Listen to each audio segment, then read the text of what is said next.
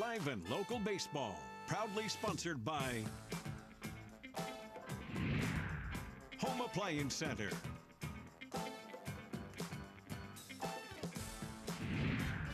Hometown Restyling,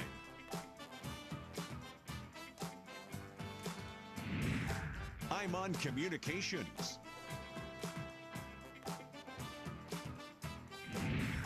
and Walton Collision Center.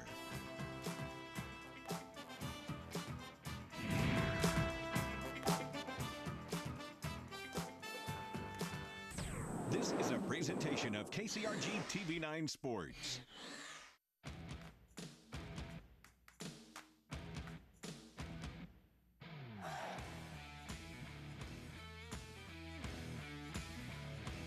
It's the High School Series, live from the Field of Dreams, only on KCRG 9.2.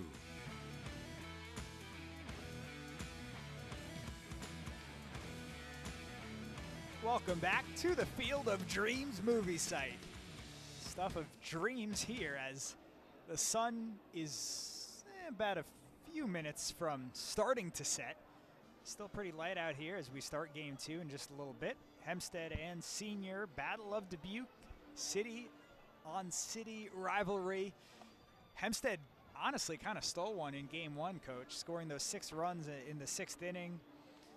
And you thought Senior had control. Good pitching from Drew Sullivan, who was really just running through the Hempstead lineup. But one bad inning, well, it turned into an awful inning. And it was more, I think, of a mental thing, Coach Harms, in that 6th inning. I'm Jack Lito with you, and we welcome you to the booth here. Coach, how do you mentally get right if you're a senior? It is not easy. I mean, I can tell you that from own experiences, and the time that they've spent together as a unit, coaches with players, and conversations and practices, and some of those things they've talked about they have to put to use now, and that is mentally leaving what happened in game 1 behind you and moving on to game 2. And certainly they want to try to get off to a good start here and try to erase some of those memories. And I think the other part is just the frustration that went with that. This is a big rivalry, and just all those walks in that inning and pitchers, and just mentally what that does, and just so hopefully that some of that anger and frustration, you don't want that to carry over. Certainly you want that energy, but not for it to be destructive. So it'll be a challenge here, and I'm kind of looking forward to seeing how they bounce back here and what happens.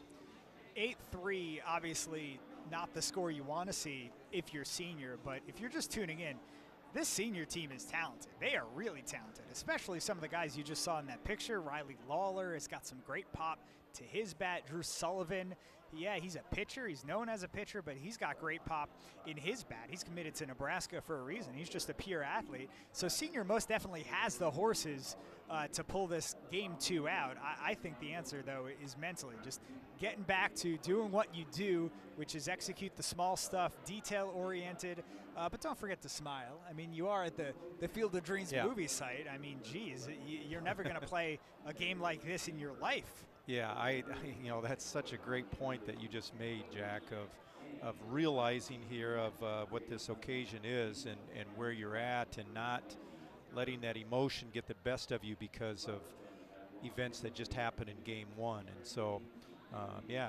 you're trying to enjoy the moment, but at the same time too, learn from it and move on to this. The example is always of you're never as great as your best victory, and you're never as bad as your worst defeat. And there's some elements of that defeat for senior that were really tough for them. So you just have to, coaches say, flush that down the drain and put it away, and you move on to the next one. So we're minutes away from seeing how that all unfolds here in game 2. And Hempstead's feeling good right now. They're like, yeah, let's go play. We want that energy. They're over here talking to the guys that were sitting behind the home plate screen and saying, hey, great job. Keep that energy going for us. So we're going to get more of that here in game 2 as we start.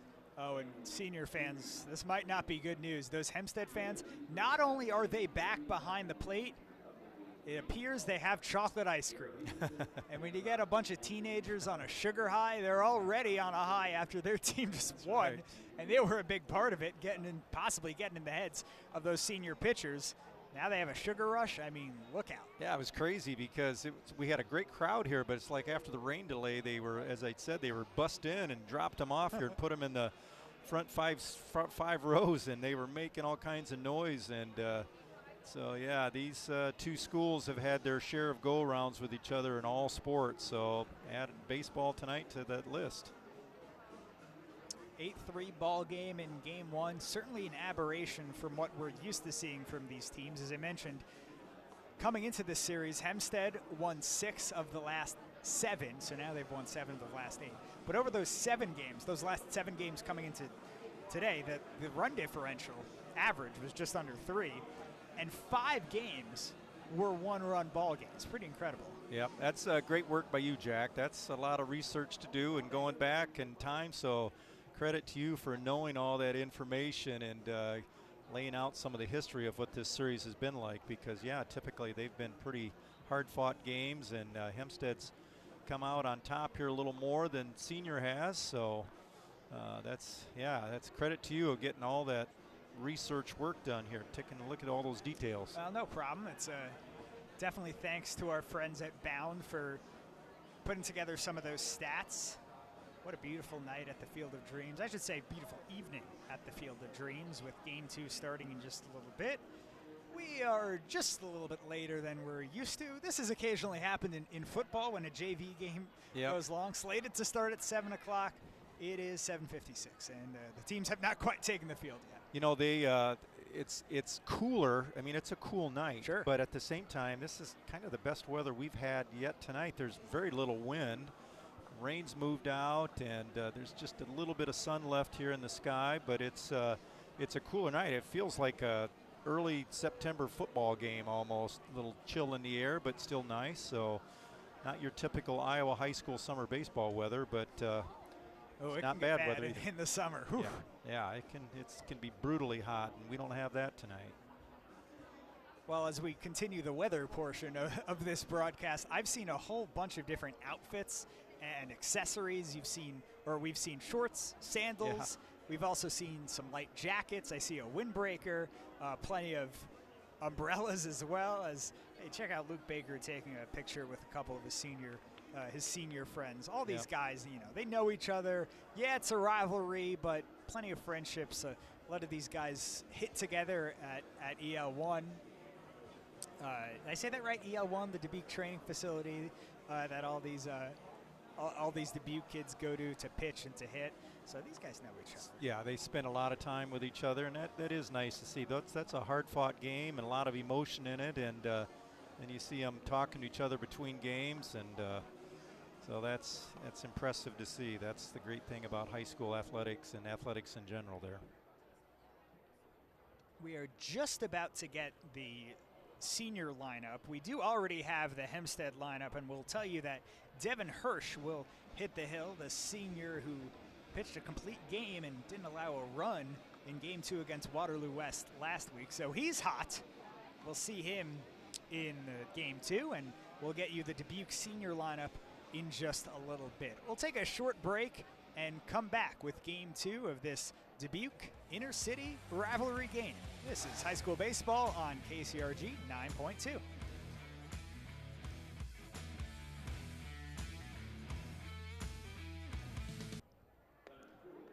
Welcome back to the Field of Dreams as we get ready for Game 2 of a 2-game set.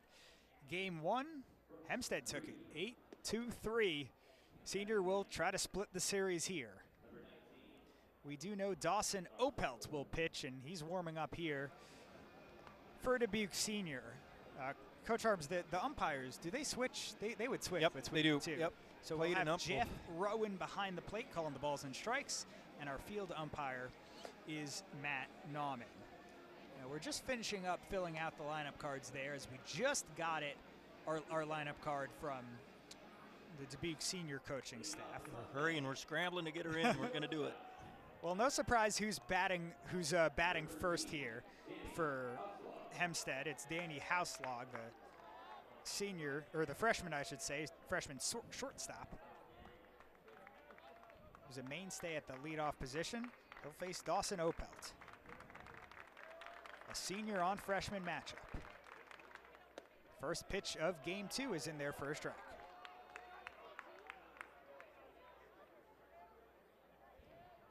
There you see the batting order for Hempstead. Not a lot of surprises. Brown next, then Steffen and Paulson at cleanup. Yeah, a little curveball, late break there, and froze Houselog just for a second, and sharp break to that on that pitch.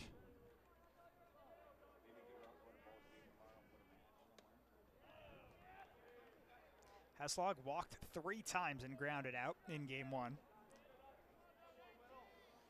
Yeah, senior just wants to not start this game with a free pass here with another walk. So 2-1.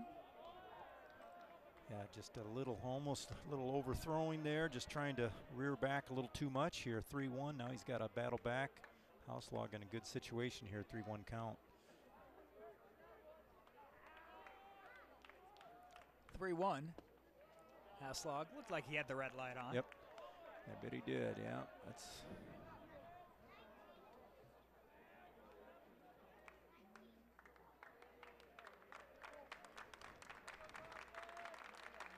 full count pitch of the first batter. Hard hit ball through for a base hit, and Houselog's first base hit of the game. First base hit of the night, I should say. And that's a good way to get started if you're Hempstead. Keep that momentum going, but this time with a hit and not a walk. That's right, and I know as much as senior did not want to start with a base runner on here, first batter up, game 2, but hey, he had to earn it. He got a base hit there on that full count, so, and good wheels at first here in Houselog.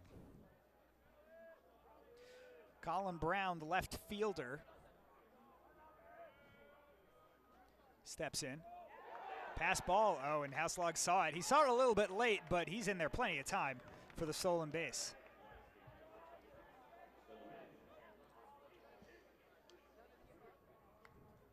Houselog was stranded on second twice in game 1. Colin Brown, he caught in game 1. He is the true utility man. He's played just about every position for Hempstead. And to do that as a sophomore is extremely impressive. It is impressive. That's a perfect word to describe that. Coach knows that he has some flexibility with those guys that can play multiple positions. And, man, that's a nice thing to have in your bag when you have to move people around for various things in your lineup and play multiple positions. Pretty awesome. Ready. 1-0.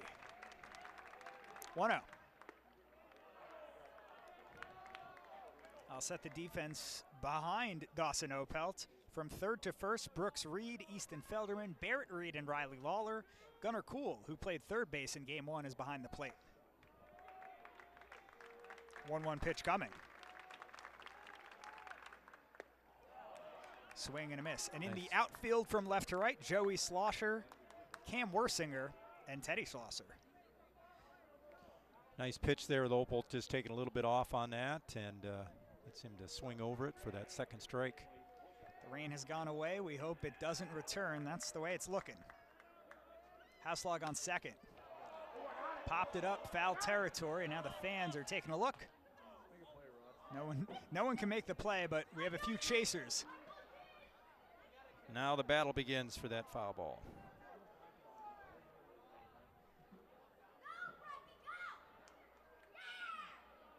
Brown trying to battle against the starter with 2 strikes. Nice pitch. Yep. Got him. Yeah, that's a great pitch, and just on a string, Colin Brown can do nothing. Sweet, nice curveball there, nice breaking ball, froze him, and Brown knew it and started making his way back to the dugout as soon as it hit the mitt. It's always funny when they know it, and it appeared to be a little meeting on the mound, but Matt Nauman said, yeah, he did. It's like, come on, guys, let's go. We're not going to do this. So break it up and let's play ball. Here's Will Steffen. Steffen reached just once in game 2 on a fielder's choice, But he did have a sacrifice fly in the 6th inning. That brought home a run. Stefan, one of those senior leaders, a 3-year varsity player. He also plays basketball in the winter, but baseball is his sport. He played center field in Game 1, doing the same in Game 2.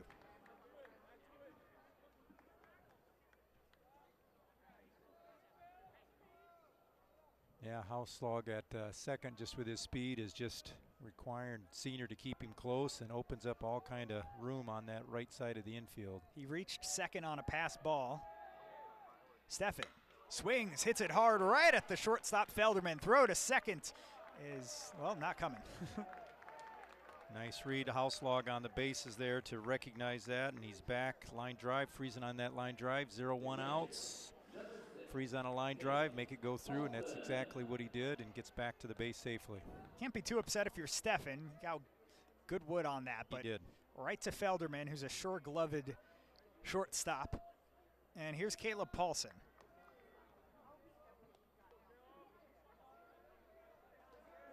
Devin Hirsch will pitch for Hempstead in the bottom half of this inning. Another good-looking off-speed pitch. It is, yeah. He's run that curveball in there nicely here. He's got a lot of break to it, and he's coming in on that front door and just kind of freezing those Hempstead hitters. So nice pitch. And he runs that fastball out and away from him, and he's just changing angles on him here a little bit so far. Paulson had a hit and a walk, both in the 6th inning of Game 1. 1 ball, 1 strike with 2 outs and a runner on second, Houselog.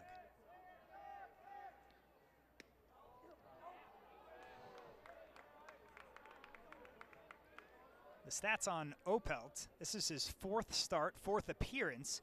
He's 1-1 on the season with 15 1/3 pitch. ERA 2.74, a whip of 1.17. Nice swing and a miss. Opelt has surrendered 10 runs, but only 6 of them have been earned. And he'll play at the next level. He's committed to Coe College. Baseball with the Cohawks. Always in that conference hunt for the championship. Yeah, over on Bill year. Quinby Field. Swing and a miss. Drop third strike. Can Cool find it? Yes. And that'll do it for the top half of the 1st. Hempstead strands 1. Senior coming to bat here on KCRG 9.2. This is high school baseball at the Field of Dreams.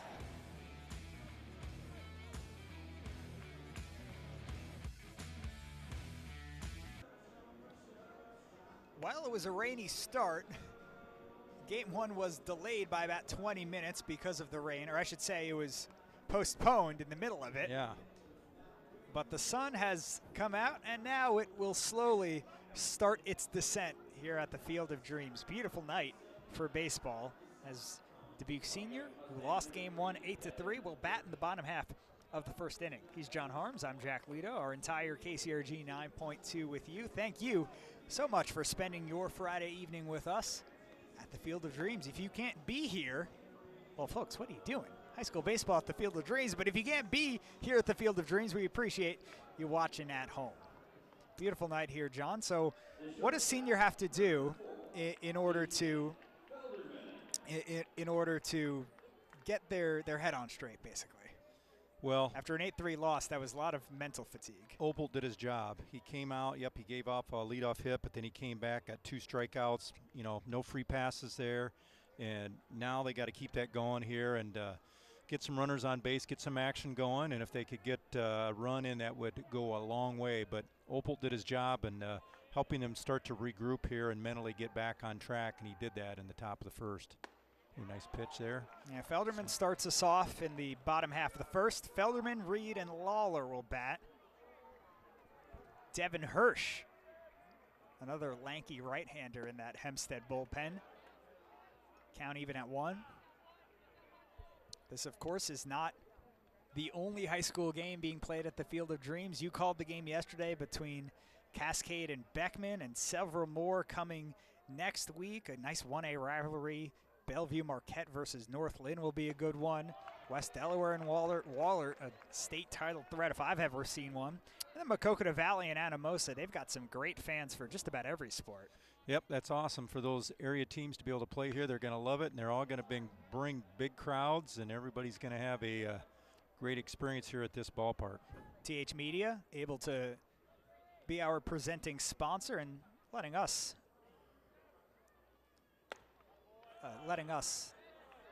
broadcast these games. They're the presenting sponsor of the entire high school event, the high school series.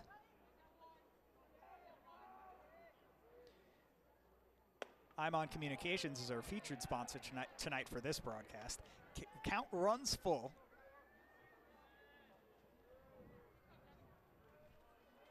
Felderman started game one off with the single. He'd later come around to score.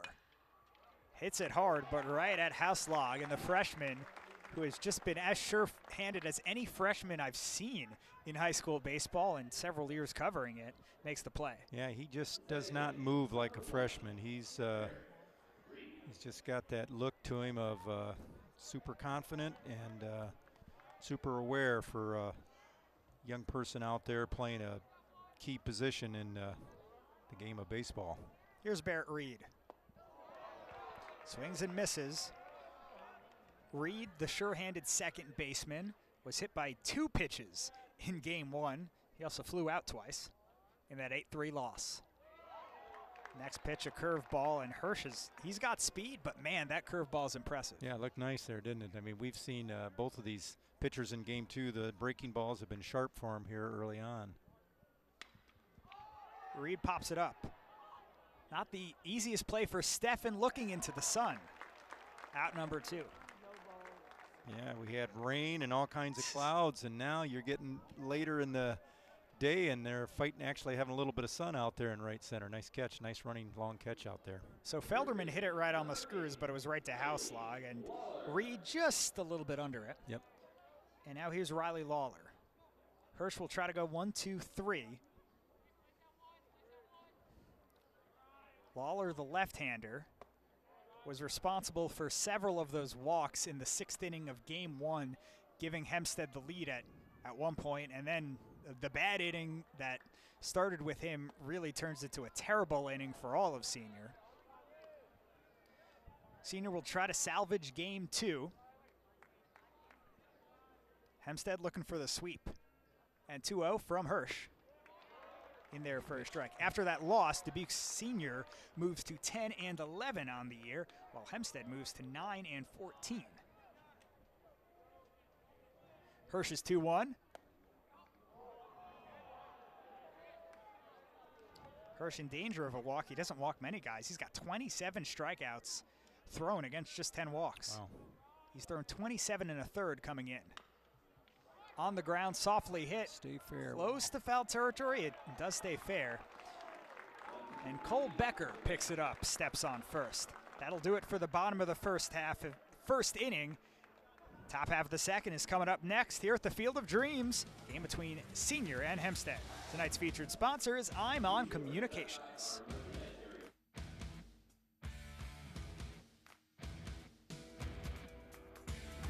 If you build it, well, you know the rest. Everybody coming in to Dyersville. Long line of cars, but everybody got in relatively quickly and safely, and now as game 2 moves to the top of the second inning, Hempstead up to bat. They'll get Evan Hafel up, followed by Luke Baker and Declan Harper. Dawson Opelt out for his second inning of work.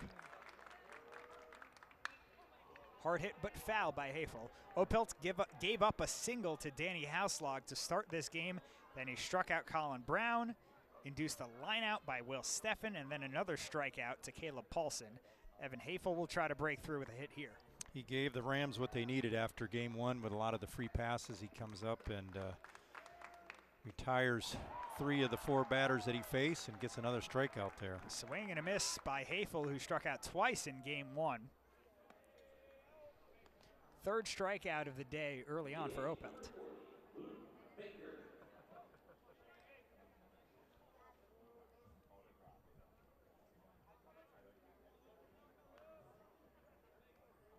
Here's Luke Baker.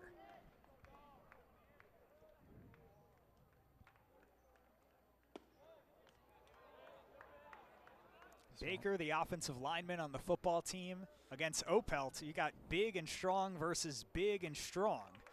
Opelt, the numbers bear repeating. They're quite good. A whip of 1.17.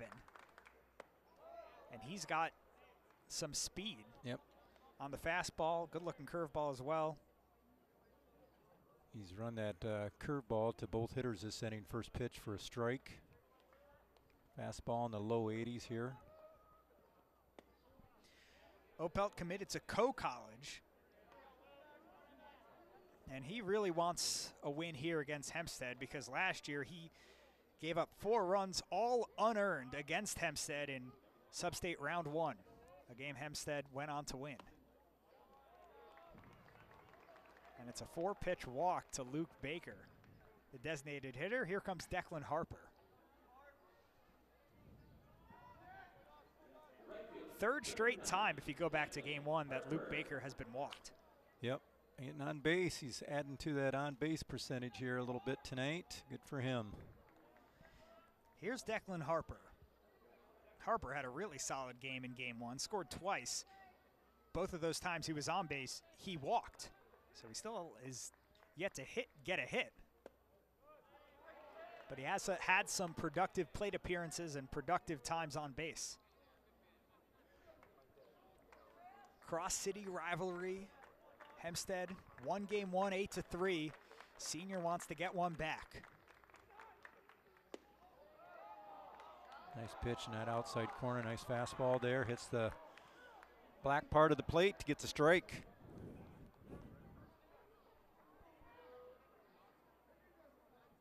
Third game, we'll have a few more next week. Games at the Field of Dreams movie site. High school games, that is.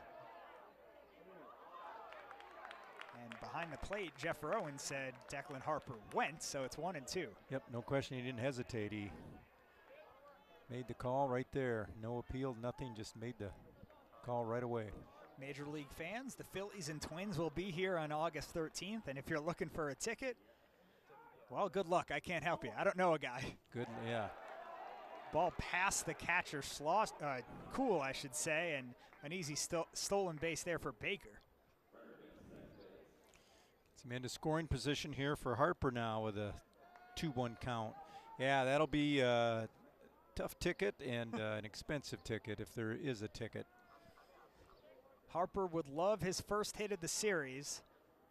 He's in a tough spot here against Opelt, 2-2.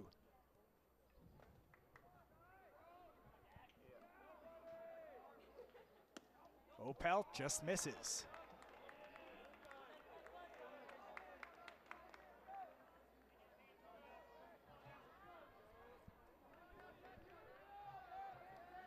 Beautiful night at the Field of Dreams. Yeah, Hey, what are those 2 cutouts in the scoreboard? Oh, that makes sense. You put a camera there. Hard hit ball, left center field, down for a base hit, and this is trouble. Luke Baker will score. It's a double for Declan Harper. What a way to get your first hit of the series.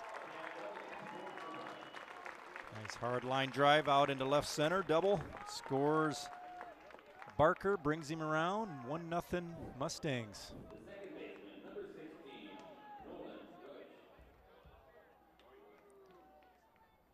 Great swing there, Coach, and easy for Baker, who, you know, he's an offensive lineman. We won't sugarcoat it. He's not the fastest player on his team, but he was able to get home easily after walking and getting that pass ball steal. Wow, a hard hit ball by Deutsch. Ooh. Just foul. Nolan Deutsch, that was his first swing of the series. Yeah, right on it. Just goes foul.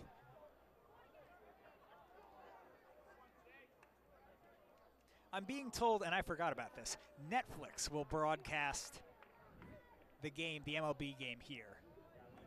So I'm not sure if they're going to contract some of their friends from Fox Sports. That would be Joe Davis and John Smoltz and Ken Rosenthal, or maybe it's a different set of broadcasters. That'll be interesting to see what they do there with that, because we get so used to that Fox crew of Smoltz and Davis. Swing and a miss. Already 1 run across for the Mustangs on that double by Harper, and Declan Harper stands on second.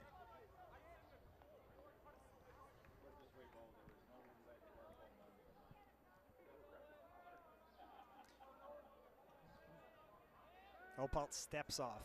Nolan Deutsch battles for that second base position with Declan's brother, Hayden Harper.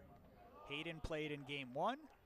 Deutsch gets the nod at second base in game 2. 0-2. Hard hit over the second baseman's head. Reed can't get it. And Harper stays at third. And there goes Deutsch going to second. The throw, got him. What a great heads-up play by Gunnar Kuhl. Wow, we've had a lot going on there now. Actually, a couple things there. Throw does come through. He takes off to second. Had that runner from third broke on the throw, he would have scored. I thought maybe he might just kind of stop his momentum. He was stuck and try to get in a rundown or to allow time for the run to score at third. But nevertheless, it's a big out at second, and it moves Harper to third. But 2 outs in the inning now. Man, I don't mind the idea from Deutsch. Send Deutsch to second. Maybe you induce a throw. Yes. Maybe it's a bad throw from Gunnar Kuhl, who's not your everyday catcher. Teddy Schlosser is. But it was on the money from Kuhl. And Cole Becker check swings. Did he go? Yes, he did, says field umpire Matt Nauman. 2 outs, so no sacrifice fly in play. This is Becker's first at-bat of the series. He didn't play in game 1, playing first base today in game 2. 0-1.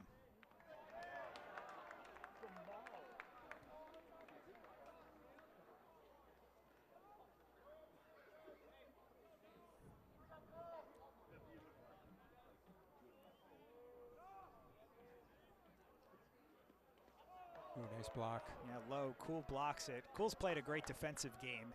Made that great diving catch on a bunt attempt from third, and now he puts on the catcher's gear. He doesn't often play catcher. That's normally, as I mentioned, Teddy Schlosser's position, but you got Schlosser out in right field. And Kuhl so far holding his own behind the plate, catching Opelt. Pretty athletic kid. Ooh, big swing and a miss. Becker making just his 6th start of the year. The junior has played in now 8 games.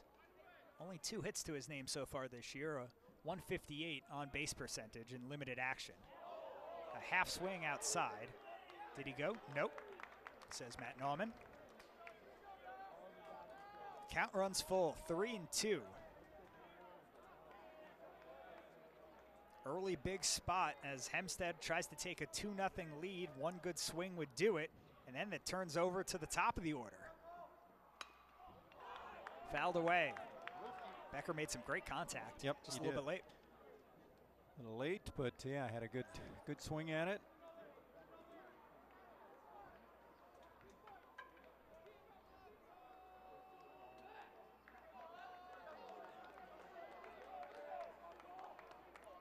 These Mustang batters making the ace Opelt work.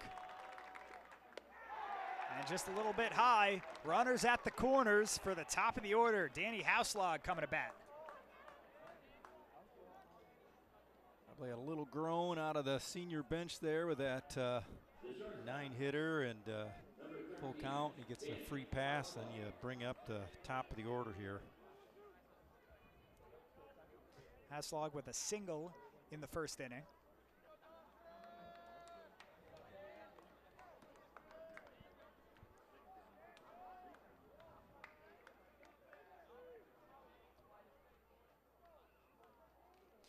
First pitch to the freshman.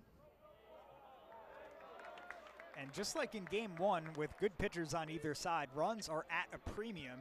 And if you're Hempstead, perhaps you have the slight, and I mean slight, it can go both ways, advantage with Devin Hirsch as your starter against Opelt, senior starter.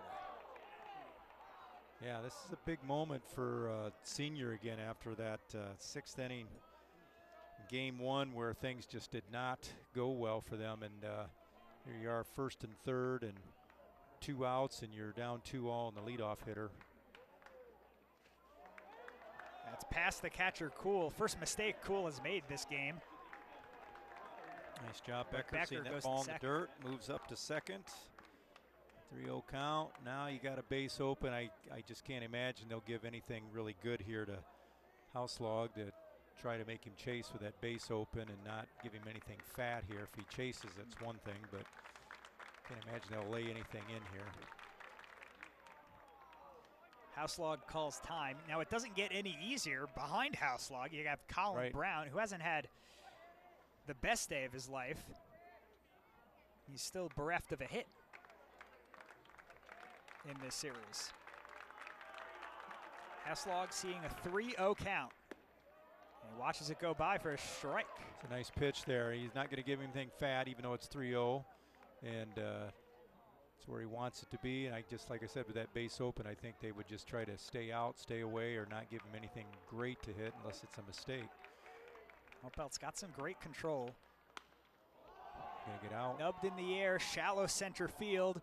Worsinger back, but the shortstop Felderman calls off everybody and makes the play. That's a huge One run out. comes across, so Hempstead has the lead, and they got to feel comfortable with Devin Hirsch on the hill. We'll see Hirsch in the second inning coming up next. This is high school baseball on KCRG 9.2. Beautiful evening here at the Field of Dreams. Ray, they will most definitely come. It's as if they've dipped themselves in magic waters.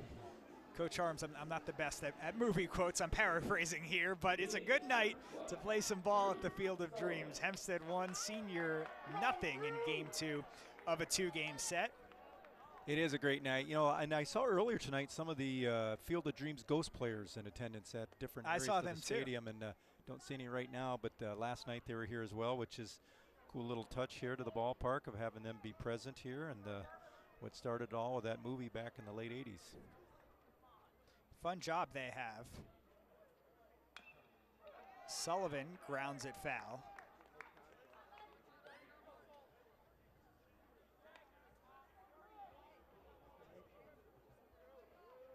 What a fun job those Ghost players have. There we go.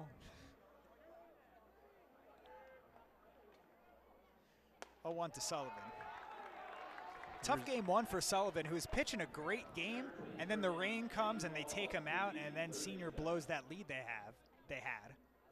Yeah, he was doing a nice job on the hill too, and yeah, it's just unfortunate that's the way it worked out. Would like to see him be able to throw more innings here tonight, but that's the way it goes some nights, and they'll save him for another time. A couple of future college pitchers doing battle. 1-2 from Hirsch. Hirsch is heading to Cornell. He'll join a couple of his teammates like Will Steffen there. While Drew Sullivan was scouted by the University of Nebraska. He'll head west for his Division I ball. Check swing foul. He's going to play college baseball on a beautiful ball field down there in Lincoln at that, I think it's Hawks Field. It's a beautiful complex minor league team there, but man, that's, you ever see that on TV, that's a beautiful ballpark. 2-2. Oh, he got him. Yeah. Oh, late call, but struck out looking, and that's the first strikeout of the game for Devin Hirsch.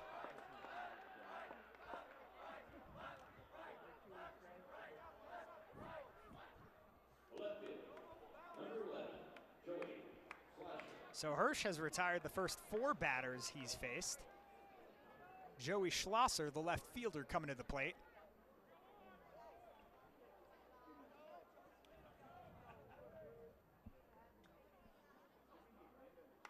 Schlosser watches the first ball go by.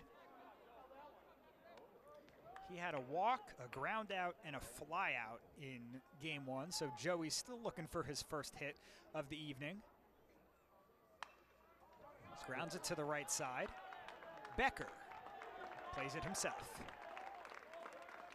Becker's been busy at first. He's made 2 putouts so far. Schlosser heads back to the dugout. His younger brother Teddy, the right fielder Teddy Schlosser, will be up now trying to extend the rally, or start a rally, I should say.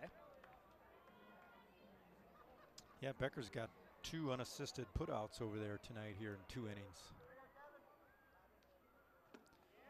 Schlosser watches the inside pitch go by.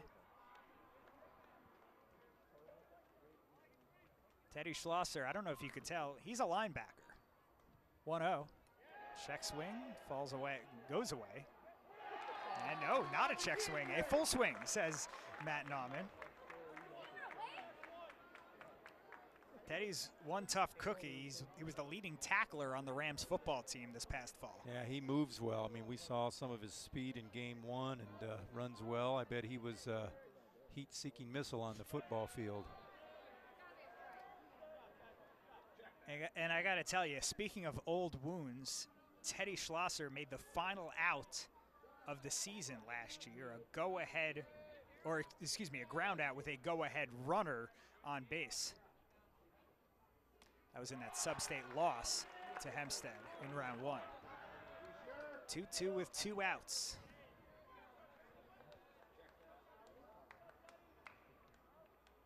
Oh, nice pitch. Ground ball. Hayful, long throw, got him. 6 up and 6 down for Devin Hirsch. We go to the top of the 3rd inning with Hempstead leading 1-0.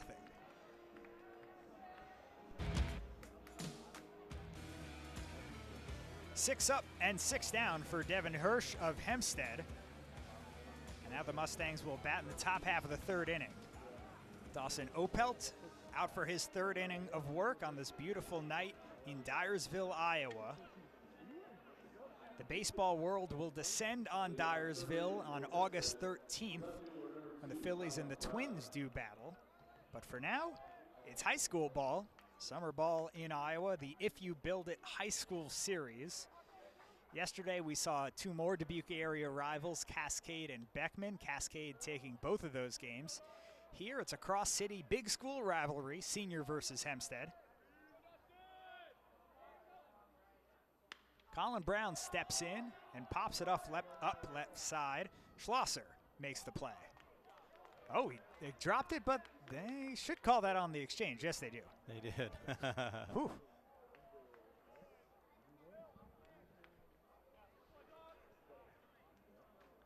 So Schlosser's been busy. Here's Will Steffen. Steffen hit it right on the screws, but lined it out to the shortstop Felderman in the 1st inning.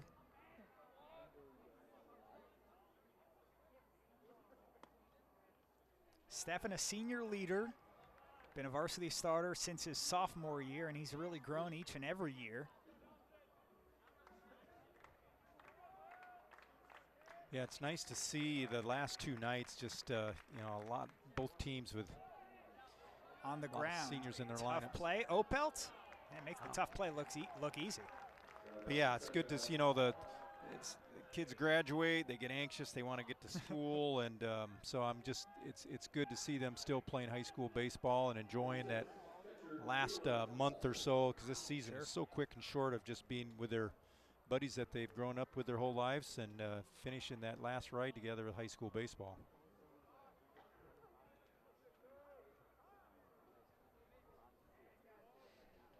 Here's Caleb Paulson, one of those seniors for Hempstead. Now Dubuque Senior, ironically with the name, they have 11 seniors. They really call themselves a family because those seniors have been together for a long, long time. Hempstead, on average, a little bit of a younger team. Right. But how about that young team taking game 1 8-3? Yeah, and just the way that they did it, they just persevered and just continued to battle and work deep counts and got batters on base through base on balls and just made a merry-go-round just keep spinning there. 1-1.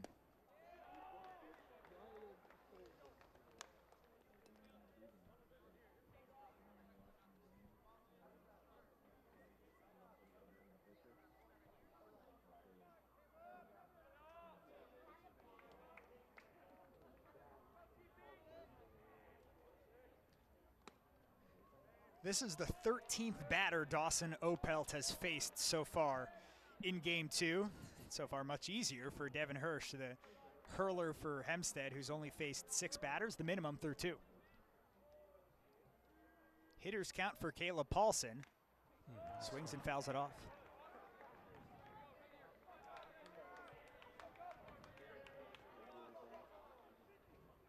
Rivalry game where you got to throw out the records, and Dubuque Hempstead They knew it, and they won the game despite the fact that they came in just 8-14 on the year. Dubuque Senior was 10-10 coming in. Hempstead winning game 1, 8-3. And Senior trying to salvage in game 2. Full count pitch, swing and a miss. Opelt got him swinging, and that'll do it for the top of the third, where Hempstead goes down 1-2-3. Senior batting in the bottom of the third. Coming up next on KCRG 9.2. This is high school baseball at the Field of Dreams.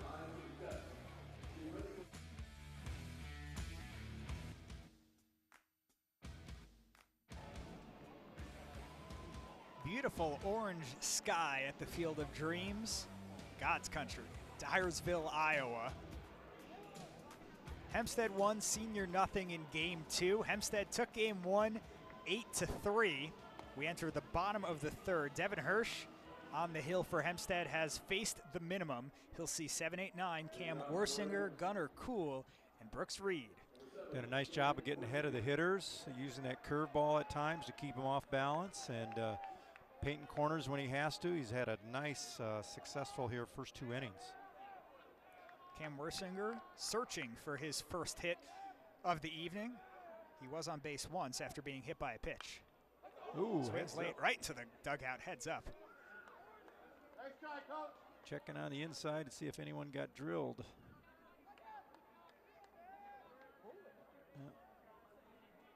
Yeah, that came in there smoking hot, that's for sure. Yeah, Jeff Rowan just taking a minute, and everyone's okay.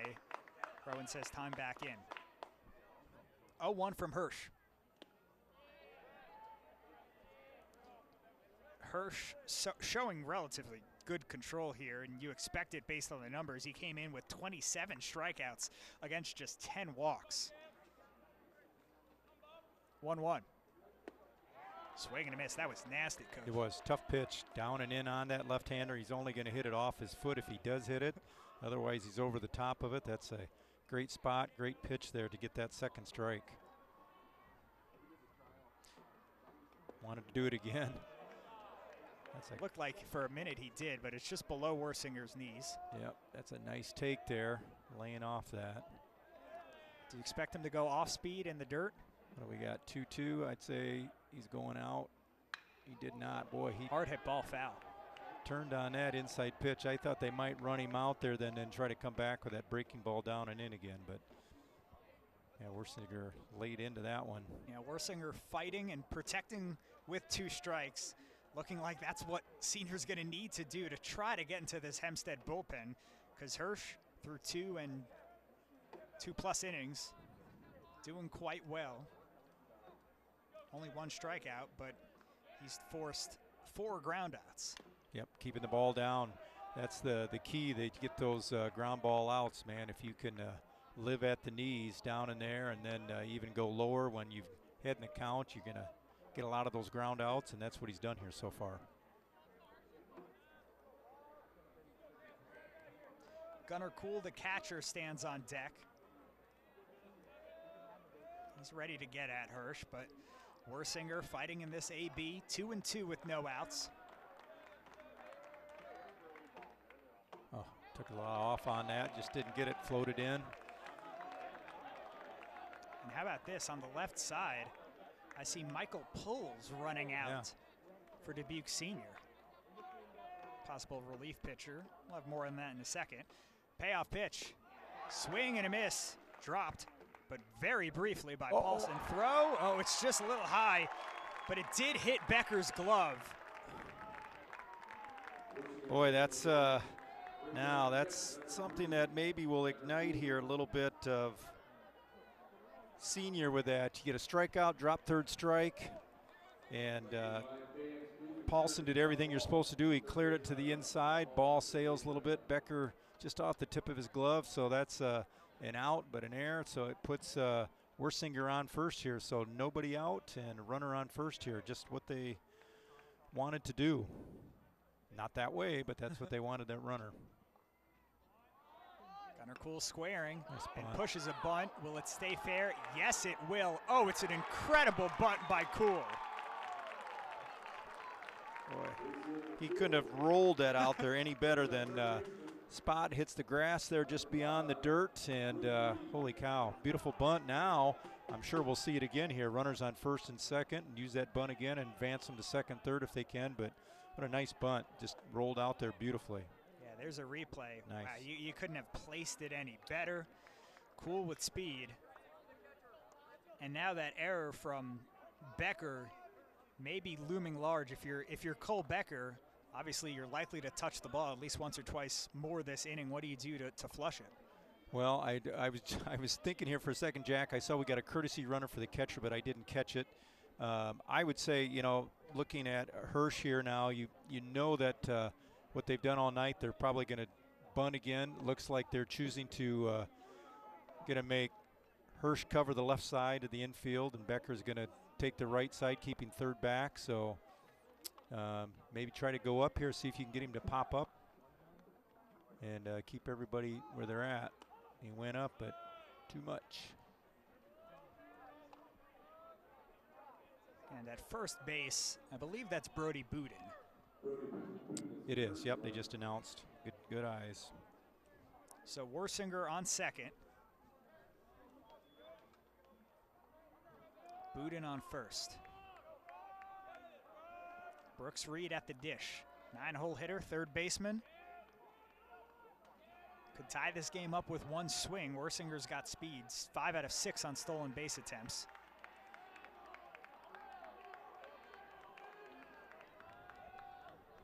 Now if you're Reed, you're only thinking of looking for strikes to bunt. Nothing out of the zone, and getting on the top half of the ball and getting it down and move those runners over. There's the bunt. That's a perfect quickly spot. Up the left side. It's going to be a hit. Wow, 2 unbelievable bunts from Senior. Yeah. Nice job there. He, what I really like about that at bat and that bunt is he's know that their coverages, they're requiring Hirsch to take all the left side. Becker's taking all the right side. He pushes it down, right down towards Hafel at third. Hafel's stuck. He's either got to come get it or let it go, and there's just nowhere to go. It's just a perfect bunt again, and now we've got bases loaded with nobody out. And we're at the top.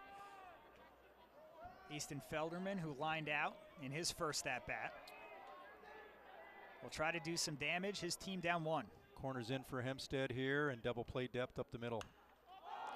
Nubbed in the air. Boy. Very high. Not an easy play for Hafel. He makes it. Wind might have blown that ball back in. That's a big out. I bet he'd like to have that pitch back and take that one with bases loaded, maybe get something a little more in his zone. And boy, that's a big fly out for that first out. Felderman leading this team in hits just like he did last year. Would have loved to be a little bit more patient. Can't take it back though. Here's Barrett Reed, who flew out in the first. And like you mentioned, Hempstead middle infield at double play depth. But it won't be an easy double play with the speed of Barrett Reed. That's right. Got to be hit sharply. Nice pitch, down and away. Little breaking ball. Great spot. 5th at bat of this inning. In the first 2 innings, Hirsch faced the minimum.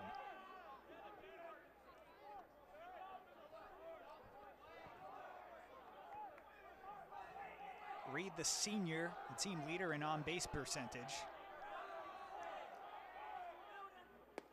Swing and a miss. Came right back, same pitch, same spot, same strike. Younger brother Brooks Reed is at first. Yeah, Barrett's just got to put the ball in play here. Just fight anything off on the inside, don't get beat on the outside, and put it in play.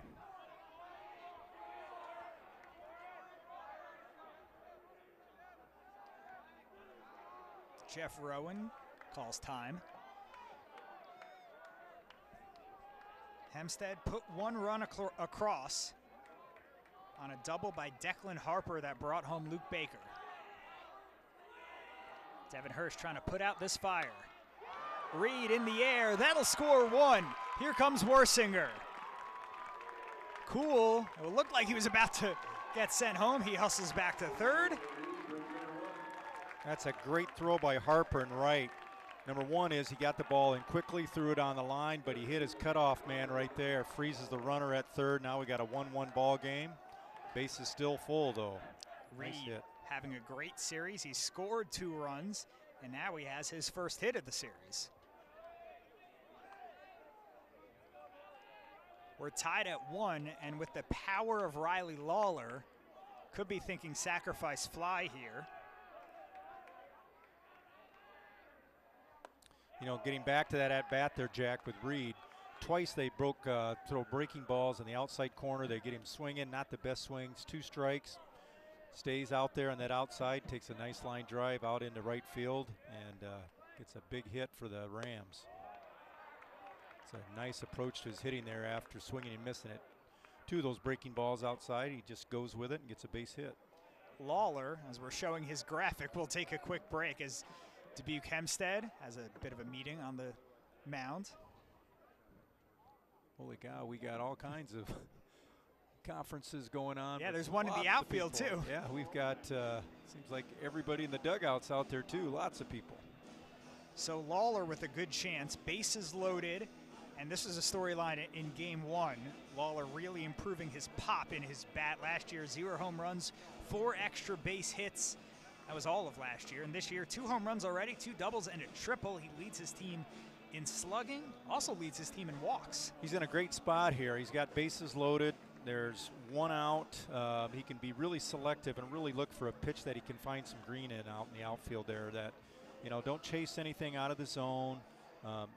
Get it really tight in your box that you really want it to be, and he's in a good position here if he doesn't get over anxious and try to do too much. He's got 2-0 count, bases loaded. He's got to come with a strike. He's in a good spot here if he can be patient. Sees ball 3 go by. The numbers on Lawler, that team leading slugging percentage of .485 coming in. Nice job to let that last pitch go and not want it too much. That's the 4th pitch go, but he had a red light.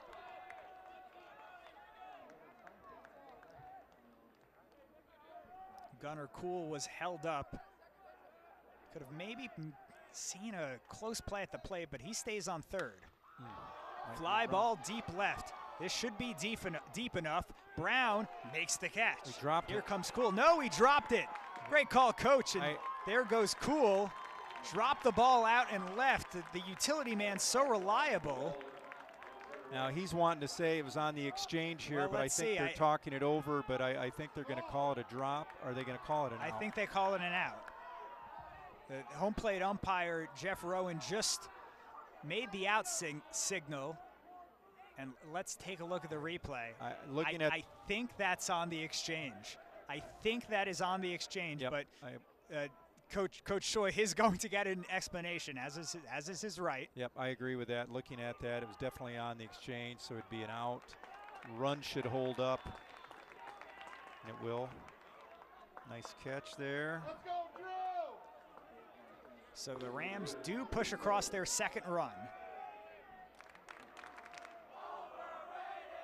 And the greatest cheer in high school sports, overrated. I mean, what does that cheer even mean? Nice overrated? You're overrated by who? Nice job with the Ram base runners there moving up. Everybody moved up a base. Now you got runners in 2nd and 3rd still with scoring potential here with 2 outs. So you got the 2 Reeds on. You got Brooks Reed at 3rd, Barrett Reed at 2nd, and Drew Sullivan, who according to the Hempstead faithful is overrated. Yeah. The reason that chant makes no sense is if he's overrated and you beat him, you just beat an overrated guy. Who cares? Right, boy, he'd love to find some green out there now here too and end up on base and knock a couple runs in to have a little fun with those fans. Sullivan pitched in game 1.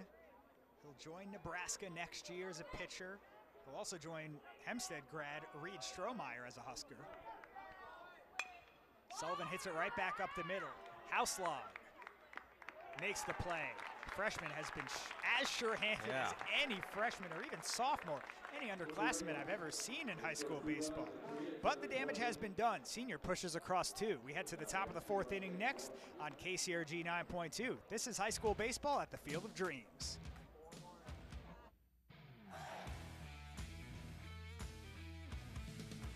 The evening turns into the night at the Field of Dreams. just about to hit 9 o'clock Central Time. Game 2 is supposed to start at 7 p.m., but because of the rain delay, started about 7:55. Dawson Opelt out for inning number 4 of work. Beautiful night at the Field of Dreams. Coach Arms? I just remember last night, Jack, late in the ball game, this rolling hills of cornfields out here and the beauty of it. And then as it gets later, it is as dark as you can imagine. It is nothing but black out there. It's just, but you know, we've had such a great view here tonight of all the beautiful corn out surrounding this beautiful complex. Top of the 4th inning, Evan Hafel has struck out 3 times in this series. He'd love to get his first hit of the series here to start us off. Luke Baker follows up him, and then Declan Harper will bat 3rd. Those are the 3 guaranteed for Hempstead as Hafel watches one go by. Got a good ball game going here now. It's been a nice bounce back here by the Rams that last bottom half of the 3rd. 2-1 ball game. It's a good ball game. 1-0. That sacrifice fly deep into left field by Riley Lawler, scoring Gunnar Kuhl for the go-ahead run. Had a bit of confusion as Colin Brown dropped the ball, but in fact, it was on the exchange. Yep, right call there. I really like Barrett Reed's 2-strike hitting there and taking that ball to right to knock in a couple runs. That's nice at bat there. Yeah, that was Reed, just a single RBI, or a 1 RBI single. That's right, they held the guy up at 3rd because of the strong throw by Harper from right. It scored Cameron Worsinger. That was Senior's first run of the game. Nice pitch.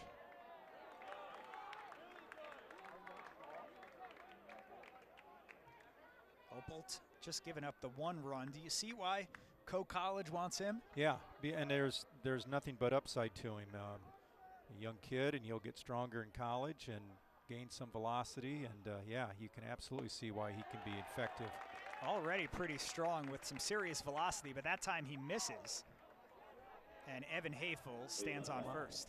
Yeah, that from my viewpoint, that looked like a great pitch there, but Hafel gets the walk. Hafel not a threat to steal. He does not have an attempt so far in the year. Oh no, check that. He does have 2 attempts and 1 steal. That's why we double check our stats. Yep, we're going to hold true to form here and advance that runner over. We've seen that all night in both games. Now it's Baker's turn to do his job to advance that runner 90 feet.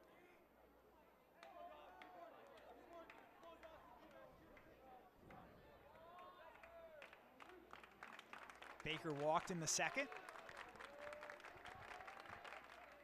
Doesn't square to bunt that time, and watch his strike 1 go by.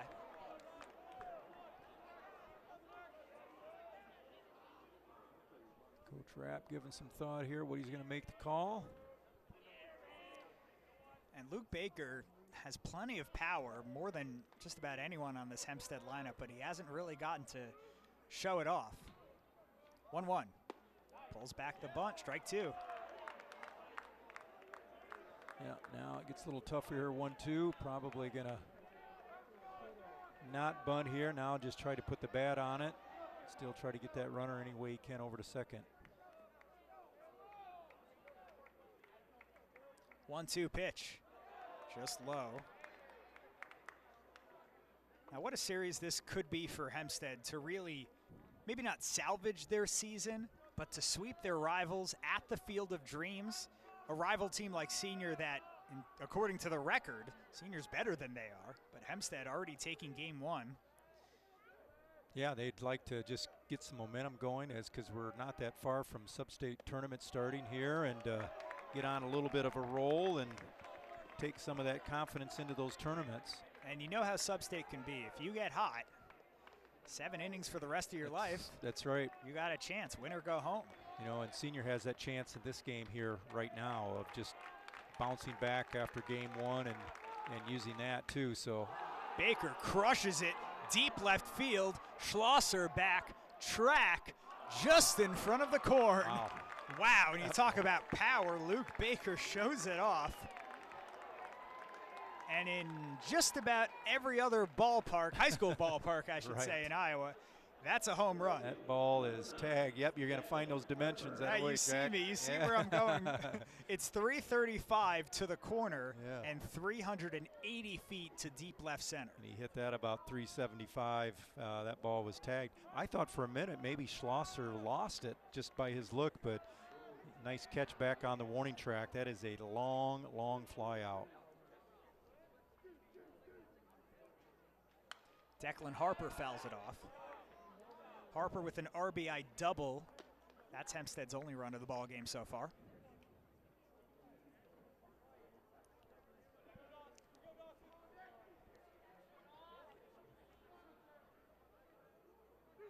Senior took the lead back the bottom half of the third inning. Hempstead would love to tie this game up or maybe take the lead back themselves.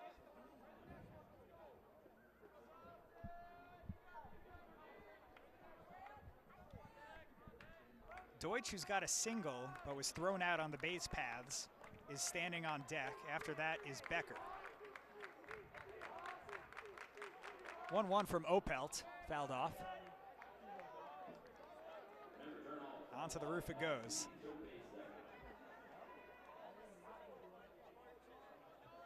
I wonder what Hafel and Lawler are talking about. If you're a first baseman in high school, you probably get all kinds of conversations, kind of like you're a bartender or a barista. Yep. Or a barber. Oh, nice pitch. Wow. You like that pitch, Coach? I did. I thought he had him there. I just, again, we're up above everything, but boy, I like the location of it, and must have just missed here to make this an even count here, 2-2. And just, yeah, nice breaking ball there. Harper with his student section right behind him. Swings and misses. There goes the runner. Hafel slides. He's there safely. The ball goes over Reed's head, and he tried to deke out the runner, but Hafel had no notion of going to third. Yep, nice job with Wersinger out in center, doing what he should be doing, backing that up and keeping Hafel at second base. Nice job there with Opelt coming back. You know, I thought he had that strike to pitch before, and he comes back and gets the strikeout anyway. That's good resolve there. Second steal of the year for Hafel. Deutsch at the dish. Hard swing. Mirrored his first swing of the ball game, which led to a single. However, on that single, he was thrown out on the base paths. So Deutsch, the second baseman, will try to get another chance. 2 outs here. You figure with this big outfield, hitting to the outfield is a run, ties things up. 1-1. If he can look for that breaking ball on the outside and take it to the right side, I think he's going to get an opportunity here. This next pitch or two, if he can just sit on it, look for it. Coach Jeffrey Rapp telling us earlier he has swung the bat really well, better than his numbers might indicate, as there's a ball right off the chest of Kuhl, and it sends Hafel to third. Now Deutsch already has pretty solid numbers as is, hitting .289 on the year, slugging .341, but Coach Rapp said he had a few games earlier in the year where he hit the ball hard, just went right to a guy. Yep. A line out, fly out. Big spot with a runner on third, chance to tie the game. See if he throws that breaking ball down and away here to him, 1-2. 1-2 from Opelt. Tight. Wow, he golfed that one off. How about that from Deutsch, defensive swinging. He did. That's, I tell you what, that's tough. You just cannot get beat on the inside, and you're going to hold your ground and fight it off. And 2 strikes, he did exactly that. I keep saying it, but I keep thinking he's going to run that breaking ball down and away on him here. He's been tight on him last couple pitches. This would be the time if he's going to do it. 1-2. He struck him out. Yeah. And they strand a runner on third. Senior holds a 2-1 lead heading to the bottom half of the 4th inning. Game 2 in the Field of Dreams.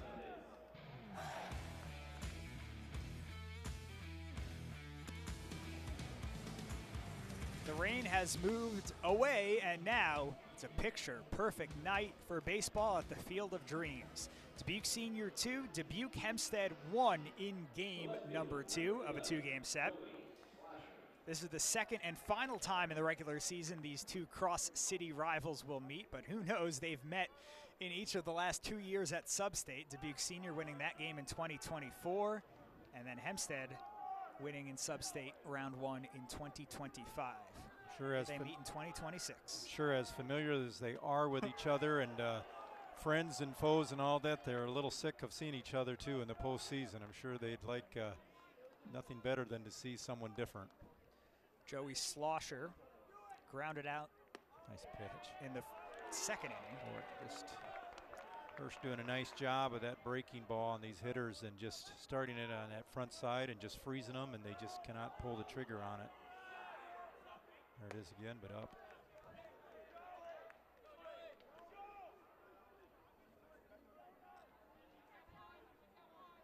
Joey Schlosser had a game to remember against Southeast Polk back on May 23rd. First the 1-2 pitch. Fouled it off. Now, it was a loss from Senior. In fact, a 23-13 loss. Wow. So not exactly the best days for pitchers, but Schlosser had a good day. 3 hits and 4 RBIs in that game. Wow, 23-13, that's putting a lot of runs on the board. Holy moly. Yeah, that's more like a football score. Yeah, it is. Southeast Polk. Time called as a couple of senior players along with an assistant coach going into the bullpen in left center. 1-2 pitch from Hirsch. Grounded foul. And after Hirsch faced the minimum through the first 2 innings, he faced 7 batters in the third, and now Schlosser fighting in inning number 4. Yep, keeping himself alive here with 2 strikes. Battling hard here. His coach ran down a long ways to get that ball. 1-2. Nice pitch. Good idea, just didn't get it, but boy, that broke sharp in that outside corner. Good eye from Schlosser. Yeah. Keeping it 2-2. Hirsch working with rhythm. Hard ground ball, foul.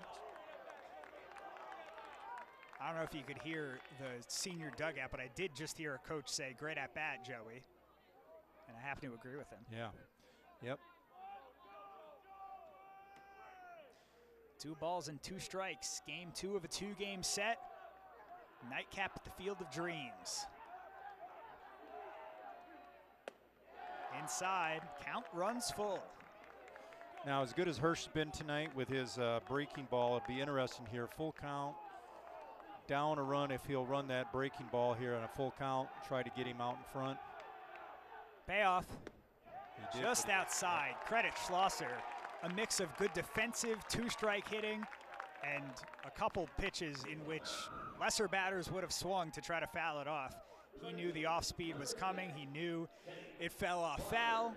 And Schlosser stands on first. His brother Teddy up. That's exactly right, Jack. That was all on him of he earned that walk by those fouling off and fighting off those pitches and getting himself a pass here. Now his brother's going to probably try to move him over a base if we keep seeing what we've seen all night. Evan Hafel in the hot corner is standing on the grass expecting the bunt. Schlosser not hiding anything. You know, both teams all night have defended that where they're using the pitcher to take one whole half of the infield. There's no first base charge or third base pitcher all converging. It's just pitcher gets one side and either one of the corners gets the other half. Keeping the middle infielders. Second is not coming over to first all night. Oh, there's a pass ball. Pass ball and not even close. Joey will take second, and Teddy has an RBI chance. It's a wild pitch there more than a pass ball. That ball was way out, not catchable, or even Paulson giving him a chance to knock that down. Yeah, good call, Coach. Wild pitch, and Hirsch, who started this game so well, facing just 6 batters through the first 2 innings, has lost a little bit of that control that he had in the first 2. I can't imagine that they won't continue to look 2-0 count here and try to move him over to third here with that sacrifice. They're really wanted him to get into scoring position, and now you get a chance that if you're been willing to give this out up here, that they might try it again here and try to get him over to third with possibly one out. We'll see what happens, but that'd be my guess. They're going to continue to try to move him. Yeah, first baseman's expecting it. Becker, pitcher will take the whole left side now. Becker is right up there. Schlosser bunts to the left side foul. Yep, trying to get the ball down and make that third baseman make a decision, either to come and get it or to stay back, and ball just rules foul. That was their recipe for success back in the second inning with those. That was in the third, I guess, with that.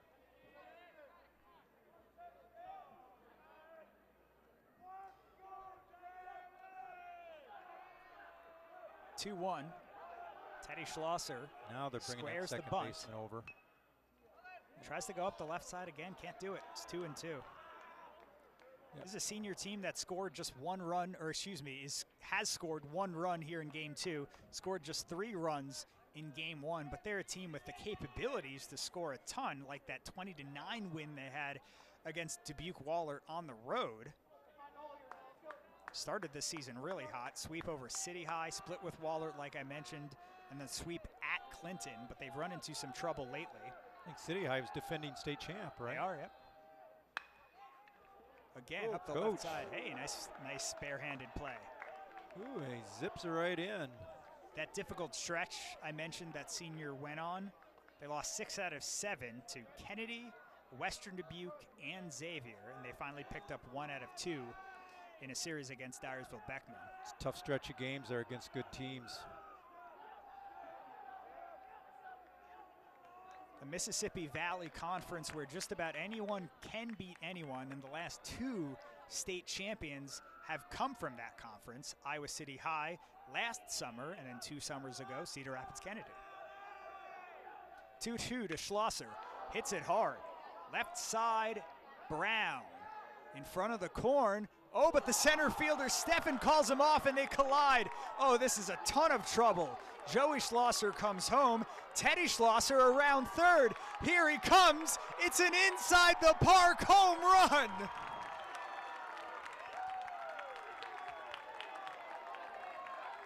How's that for your Field of Dreams signature moment? Let's hope our outfielders, Brown and Steffen, are both able to shake this off here and not be injured, but let's take a look at it again here. Boy, he hit that ball well. It was so high and it just kept carrying so far. Is that on either guy? Well, or is it just a 50-50 bad luck play? Here's the tough part about it. Yeah. It's center fielder rules the outfield, so whatever they call, they especially the senior leader like Steffen against the sophomore Brown. He just came such a long way with Brown out there, not having to travel as far. But yeah, it's one of those things.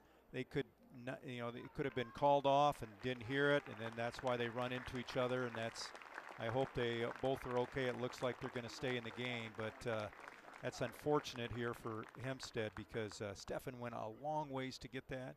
We don't know what the communication was there, but generally center fielder gets priority over anybody in the outfield and anybody over the infield for that matter. But yeah, tough play, and ooh, that's ouch. That leads to a big run there, 2 runs.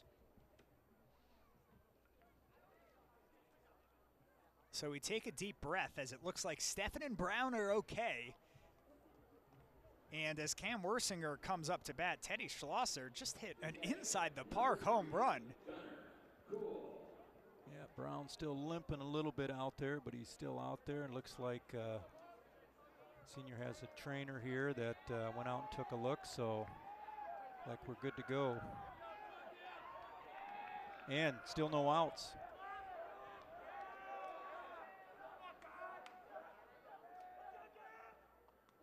Wersinger hit by the pitch. Coach, did they actually rule that an error?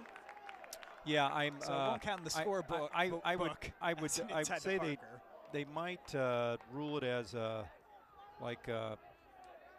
say base hit or double, probably a double with a 2-base error, but nothing up on the board. But it's just so unfortunate for Hempstead because both of them ran a long ways, and then just never like to see those collisions out there. I've been in several of those many years ago, and they're don't like seeing them, and they're not fun. So, but leads to 2 runs here for Senior. Here's Gunnar Kuhl laying down the bunt. Kuhl bunted for a single up the right side in inning number 2. That time hit it just a little bit foul. And it's been a tale of 2 halves for Devin Hirsch, who struck out a batter facing the minimum in the first 2 innings and only 1 strikeout so far in these last 2 innings, or I should say inning plus. No, He's faced a ton of batters. Hempstead's got people making the long run out to the bullpen. Everybody, coach going out there. It's a long haul. They need to bring back the old 70s golf carts with a big hat on it like they had, and cart them out there.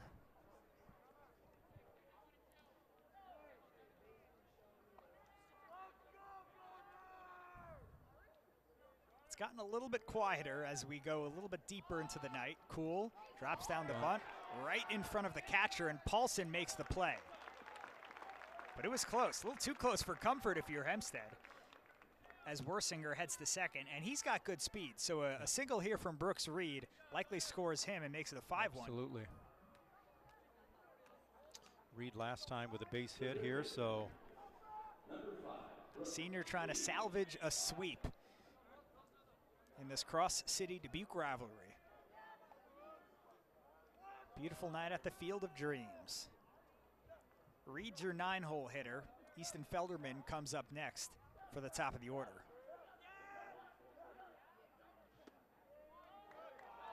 Wersinger's got a huge lead out there. 1 out. He's got a big lead at second.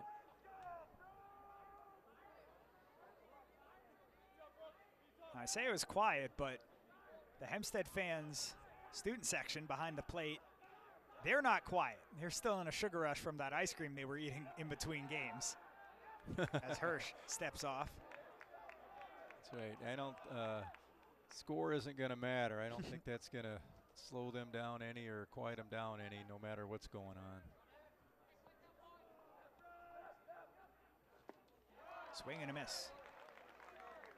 Yep. There's just been times tonight where some of the hitters have just had pulled off a little bit too early, and they're getting pitches to take to right, but they just cannot get to it, but they just have opened up a little bit, and pitchers have been effective of keeping that ball down and away and spinning it away from them. Hirsch finally ahead in the count. His 0-2.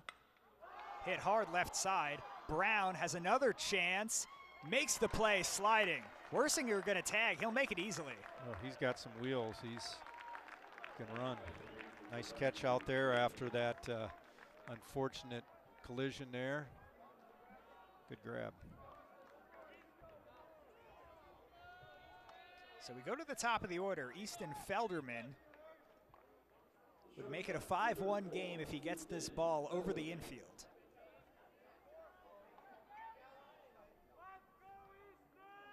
The left-hander has 2 hits in this series. Both came in game 1. Hits it hard right side. Harper grabs it.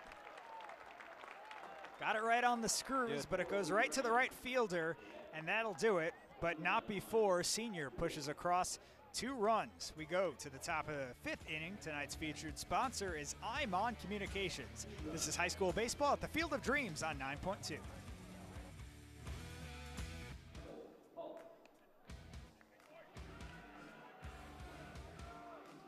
Welcome back to the Field of Dreams. New pitcher in for Dubuque Senior, Michael Pulse. Dawson Opolt is done. He struck out 6 and only let up 1 run.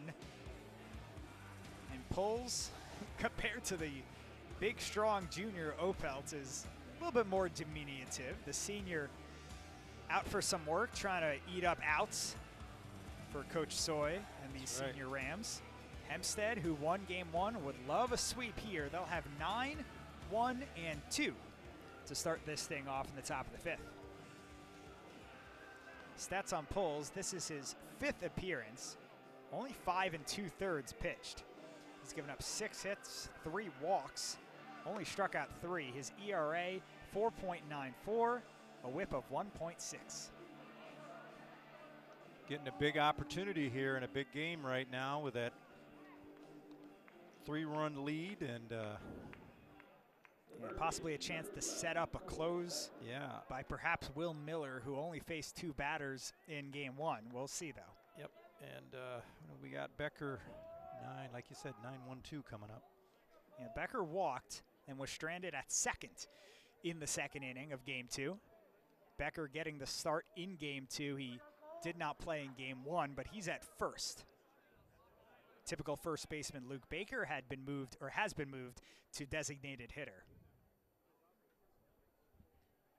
I'm not sure what Jeff Rowan has to say, but he's having words with Coach Soy. Yeah, and I'm not sure the third baseman too was Reed or who that is was starting to walk towards the coach, but here we go. We start the top of the 5th inning off with a swing and a miss from Becker. And another Dubuque senior arm going into the bullpen. That is Will Miller, who will try to salvage a tough game 1 in which he walked a couple batters and was yanked. Becker grounds it. Felderman. Out number 1, we go to the top of the order.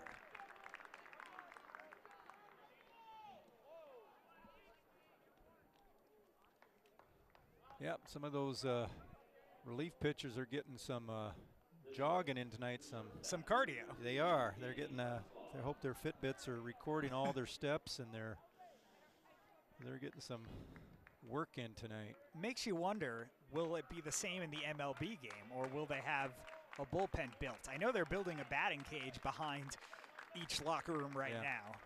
Yep, I bet none of those are finished. Yeah, that'd be interesting to see. They talked last night a little bit about that too, with the training room and just the locker rooms. But yeah, I would bet they'll have something set up out there with the bullpen, so they can have them all out there and watch the game from there. Listen to the corn grow. Nice pitch. This is the freshman Houselog, who's down in the count 0-2. He singled in the first. Flew out to the third baseman in the second, or I should say flew out to the shortstop in the second.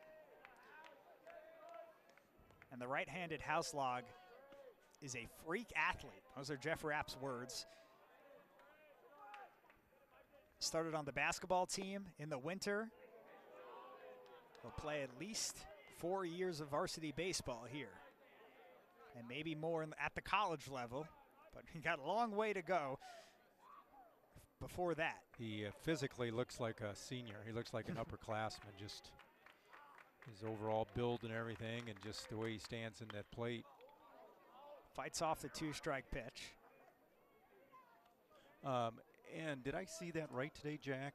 Did you see this where just been passed where now, starting next year, I think, 8th graders are eligible to play high school sports at every level? That's incredible. I just saw that today, and I'm thinking, I know some other states have that, Minnesota being one. Yes. I think Minnesota, you can be 7th grade.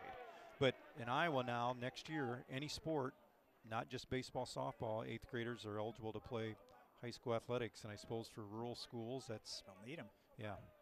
But that's big gaps in maturity there from 8th grade to senior. But we see some success of that in high school baseball times. 2-2 pitch from Pulls in the air in the triangle. Right fielder Schlosser calls off his other 2 battery mates to make the play. Interesting. Imagine an 8th grader on an 8-man football team. It's not completely out of the question. Some of these schools have to combine. You have no choice. I know. I thought about that today, just thinking in some of those schools of having an 8th grader on your football team going against a senior kid. I mean, baseball, softball is something, a little different, but man, some big changes in size there.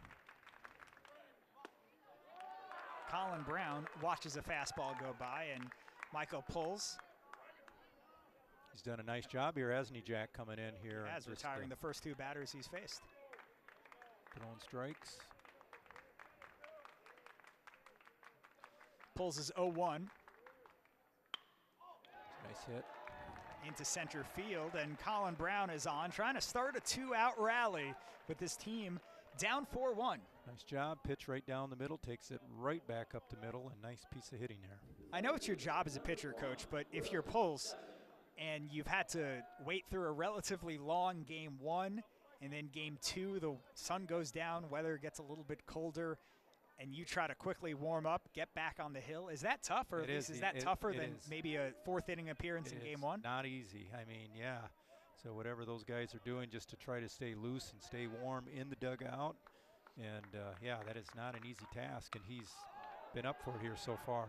Steffen sends it to left field. Schlosser catches it for out number 3. Steffen 0 for 3 on this game, and he heads to the dugout with that 0 for 3 hat. Try to step it back up if he's on again. Senior's up 4-1.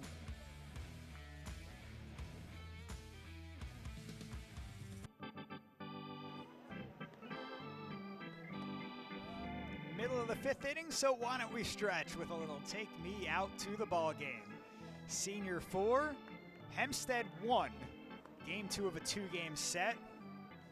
Hempstead winning game 1 by a score of 8-3. Senior trying to salvage that split. Senior 10-11 on the year after that game 1 loss. Hempstead 9-14, and both teams trying to get not only a win against their rivals, but a win to maybe gain some momentum closer and closer to sub-state, where you can get hot and maybe make your way into a sub-state final with a chance to go to state.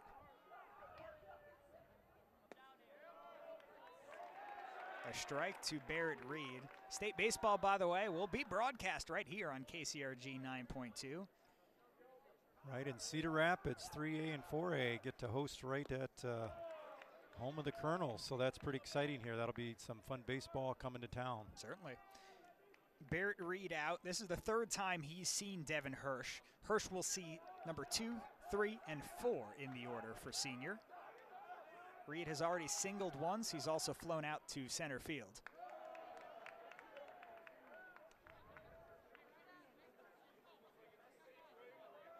One hit and 2 runs scored for Barrett Reed so far this series. And he's ahead in this count 3-1. Senior taking a 4-1 lead after an error out in left center where Steffen and Brown kind of ran into each other. And Teddy Schlosser stretched that into a quasi inside the park home run. Legged her all the way around the bases, and he was motoring. He knew it right away. As soon as he saw that collision, he took off and sailed around. And a borderline pitch is called a ball by Jeff Rowan, and Barrett Reed is on first to start this 5th inning, bottom half for Senior. Here's Riley Lawler, who flew out to score a run, Gunnar Kuhl, back in the 3rd inning.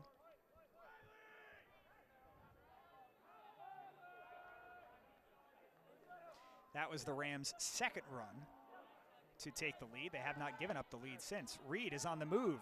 Throw is offline.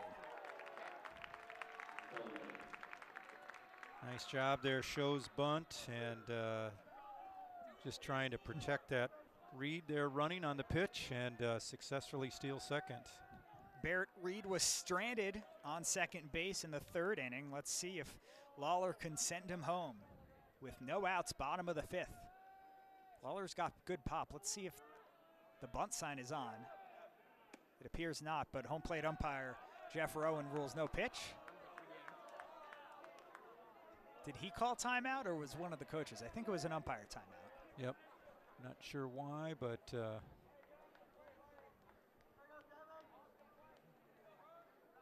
see here. Move on. Hirsch trying to settle back in. Count 1-1.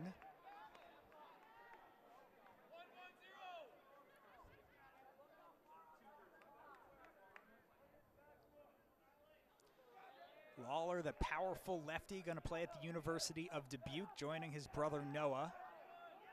Nothing like D3 baseball in Eastern Iowa as Hirsch steps off. Hirsch, another D3 guy, he's going to Cornell. Did you cover any of the conference tournament at Wartburg Cove? I can't ever remember. Is it American Rivers Conference? Yeah, the American Rivers. That was at Vets this year. Lawler swings and fouls it off. Now, I did cover some of the semifinals this year, but this year it was Colin covering that game. It was in the finals. That was Wartburg winning and advancing to the NCAA tournament. But I have covered several of those finals before. Yeah. And at Vets on a Sunday afternoon when you have a winner-go-home final. It's great baseball, incredible. Isn't it? Yeah, the head coach at Wartburg, Casey Klunder, is from my hometown. I played a lot of amateur baseball with his dad years and years ago, and a great baseball family, and I was happy to see him with Wartburg Knights make it into the tournament, so that's pretty awesome. Yeah, and it's a pretty balanced conference. It really is. Lawler hits it off his foot. So Lawler's going to Dubuque. You have Dubuque is always hanging around. Luther was the 1 seed this year. Up into Cora, they're quite good. Obviously, Co is always going to play a factor along with Wartburg. Then you got Buena Vista out in Storm Lake, Iowa. Storm Lake, Iowa, way out west. Yep. But they usually play a factor in baseball. Lawler right back up the middle. Through for a single. Will they send Reed? Yes, they do. Here he comes. Throw from Steffen is cut off. For 3 straight innings, Senior has scored at least 1 run. It's an RBI single for Riley Lawler. Again, just taking that ball right back up the middle. Base hit. RBI. Little conference time here. I don't know if they're going to make maybe a pitching change, it looks like. And let's see, Hirsch is through 4 innings. 4 innings plus, but that'll be it. Hirsch coming out, and let's see who's coming in this If You Build It High School Series. Dubuque Senior up 5-1 in the bottom of the 5th. Not an insurmountable lead, but a couple of more big swings by the next few guys. Sullivan and Schlosser due up now. Could be in a lot of trouble if you're Hempstead, who won game 1 8-3, so they get at least 1 win out of their rivals. Check it out here. They're throwing burgers. They're throwing hot dogs. Hey, can I get one? Throw one to the press box, man. About that. Oh, and I see in front of me there are some high schoolers. You're not going to make any of them happy. If you give them one, they're going to want 2. This might be trouble. You may not have known what you're getting yourself into, Field of Dreams staff. Look up here. All right, who's on the hill? That's Hayden Harper.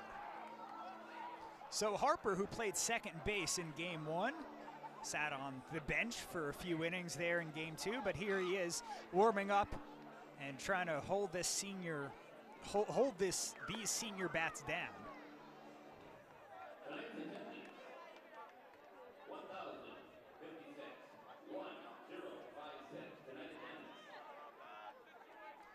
The PA just announced the attendance tonight, 1,056, 1056. That's just under the number of people who were here last night, correct? Yep, and that's all things considered with a forecast, and that's not bad tonight because it is cooler and that rain was going to be an issue, and that may have kept some at home, but there's a great turnout again tonight. Let me double check that number. I want to get it right for you. As Harper, warms on up.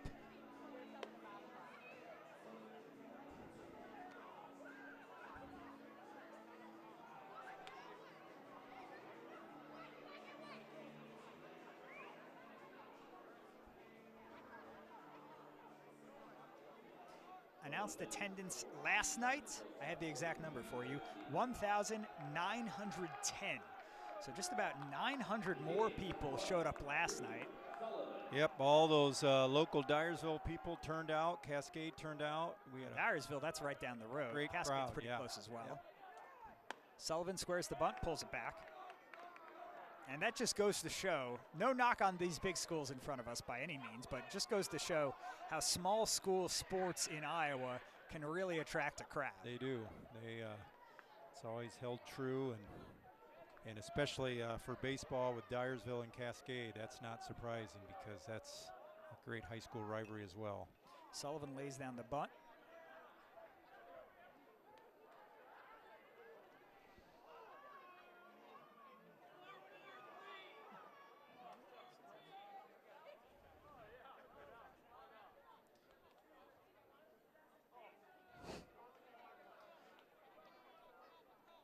Sullivan 0 for 2.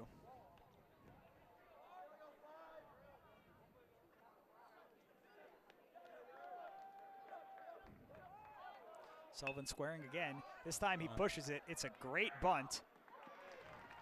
Harper, right out of the bullpen, has to make a play, and Becker squeezes it at first. It moves over the runner, Lawler.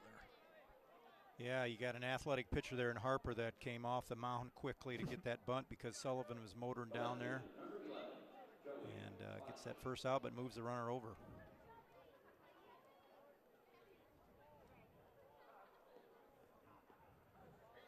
So here's Joey Schlosser. He walked and later scored on that quasi inside the park home run by his brother Teddy. That was back in the 4th inning. He's got Lawler at second. Looked like he wanted to drive him home with that swing. Yeah, he did take a big swing, pulled out a little bit then off the ball, and Harper gets the strike.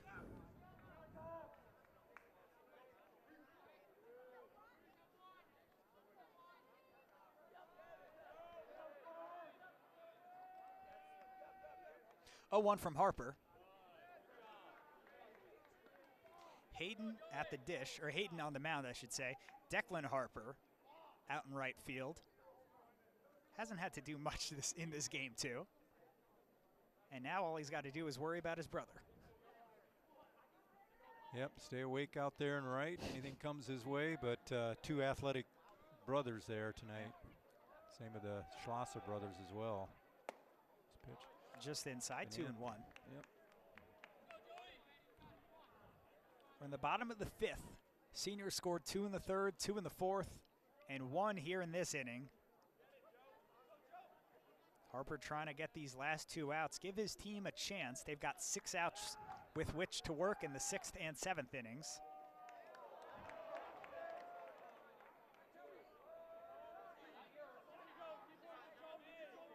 Counts 2-2.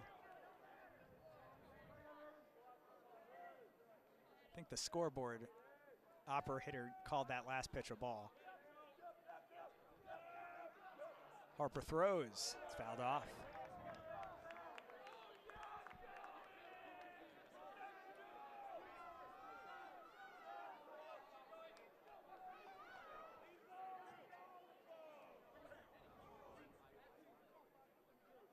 Yep, good call, Jack. He's got 2-2. Didn't he just give him 2-2, the plate ump?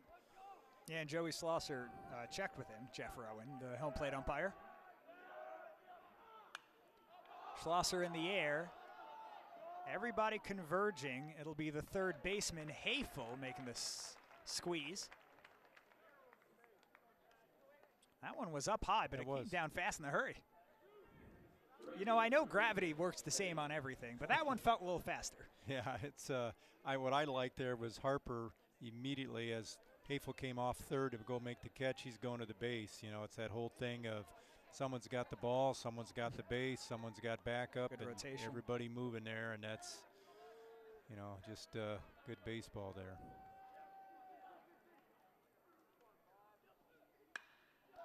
Schlosser hits it high and deep, right field. Declan Harper took a step back and then squeezed it for out number 3. 2 straight hard hits by Schlosser. One went all the way around. That one just a fly out to right field. We'll go to the top of the 6th inning next. This is high school baseball from the Field of Dreams on KCRG 9.2.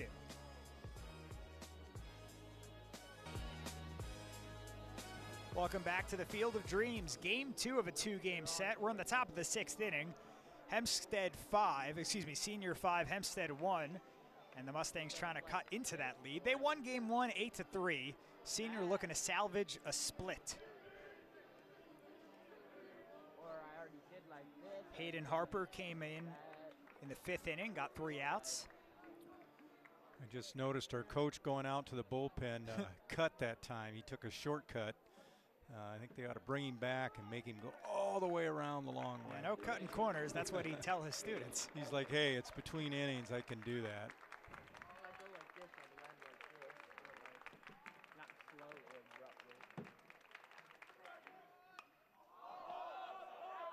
Caleb Paulson fouls it off into the Hempstead dugout. Pinballs out. Wow, yeah. A nice present for a 12-year-old kid.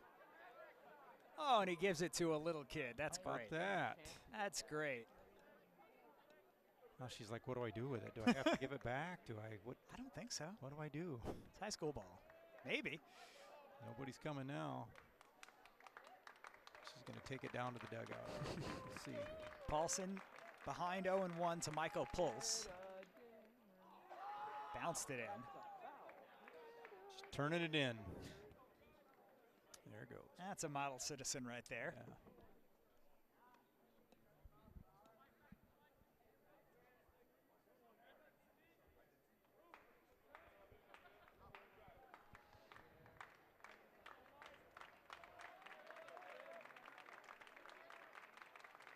Pulse throws it just outside. Not a bad pitch. Looked like either a 4 or a 2-seamer. Looked good. Yeah. Yep, just a little outside. I think if you have the veteran catcher Schlosser behind the plate, who usually that's your everyday catcher, maybe he frames that a little better. Yeah. But Cool has done a great job behind the plate, even though he's not your everyday catcher. Pulse throws it wide again. It's 3-1.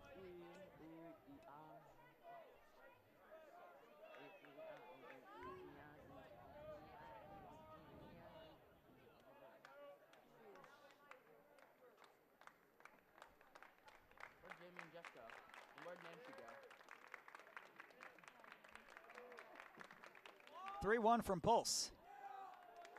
Low. Paulson walks to first, and Hempstead trying to put that rally together. Top of the 6th. 5-1 lead, certainly not insurmountable.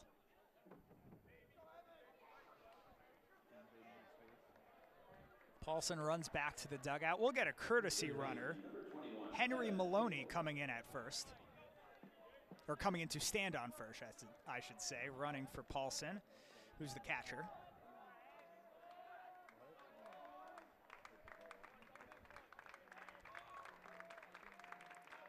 Evan Hafel stepping in.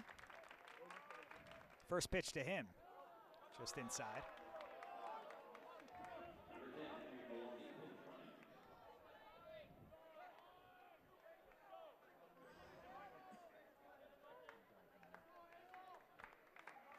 Hafel walked in the 4th. He was stranded at 3rd. The 1-0 to the sophomore. Hit up the middle. Diving play. Felderman can't knock it down. And Maloney on 2nd. He's in a position to score. Hafel has his first hit of the ball game, or first hit of the series. Yeah, now Hempstead trying to battle back here, get some momentum going. 2 base runners. Who knows what can happen?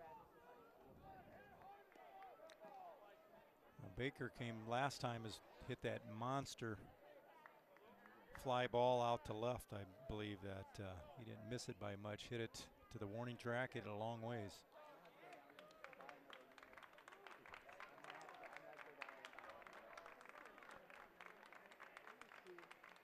Luke Baker, the powerful right-handed designated hitter, sees a strike go by. Played first base in game 1, and now he's only hitting.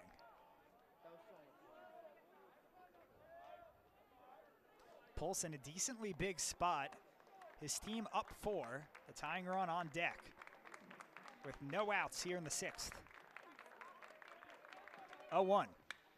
Hard hit ball left side. That is a fair ball into the corner. It'll score at least 1. Here comes Hafel for 2. It's a double. And Baker has just scored 2 runs. It's a 5-3 ball game. Look out, we could be getting late here. All right, little momentum change here. Nice job of hitting her Baker at pitch on the inside half, and he just turns on it. Lines it down the left field line for a big 2-run double. And now a meeting on the mound. Let's take a look at the replay here. Great swing by Baker.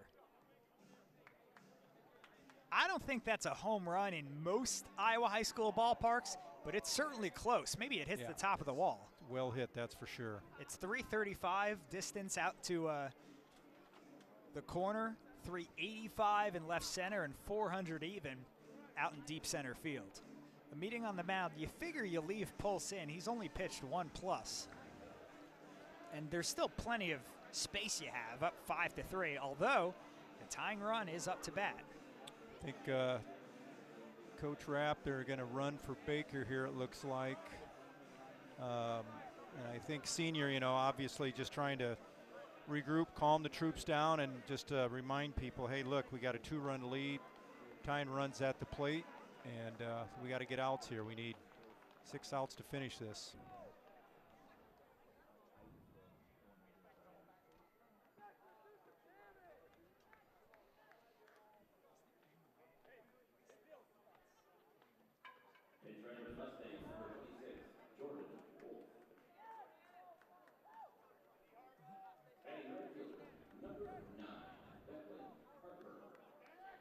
Here's Declan Harper.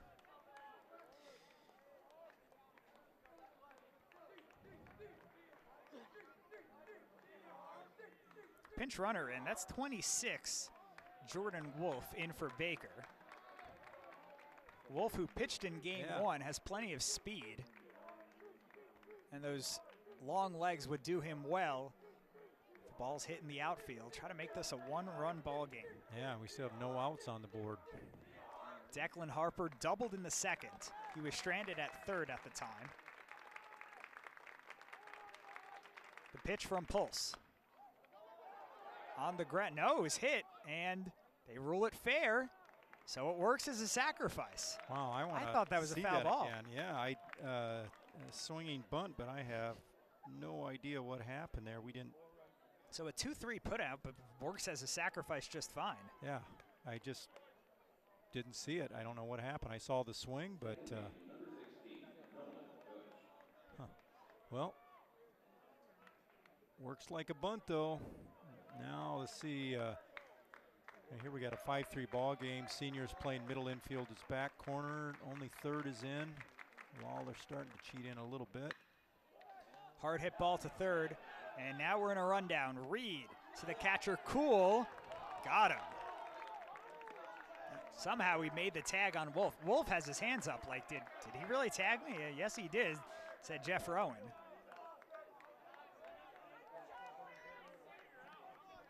So Deutsch on first after the fielder's choice.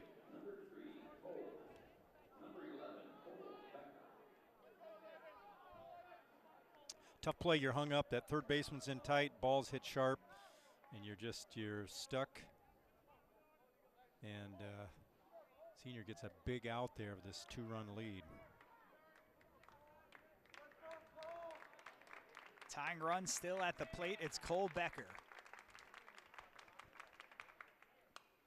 Becker fouls it off. That was an off-speed pitch that found its way over the heart of the plate.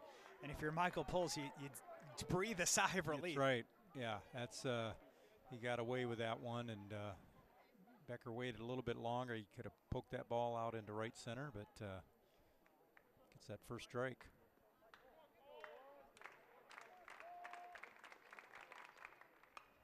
There it is again.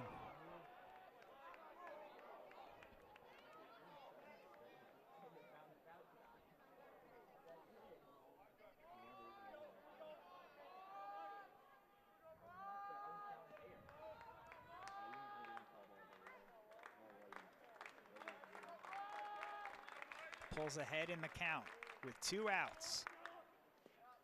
Just misses. Don't mind the off-speed pitch, though. Nice job, Cool, keeping that ball in front, bouncing out there. Mustangs already pushed across 2 in the inning. If Becker can get on, it turns it over to the top of the order. You have some danger there. Houselog and Brown. Pulse trying to put an end to it here. The 1-2. Works as a pitch out.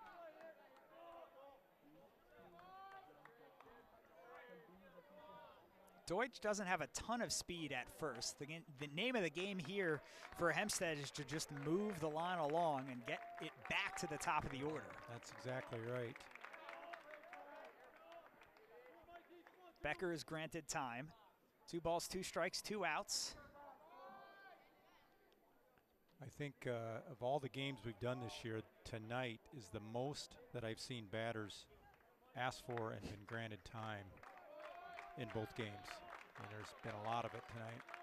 Big pitch coming from Pulse. Strike 3 called.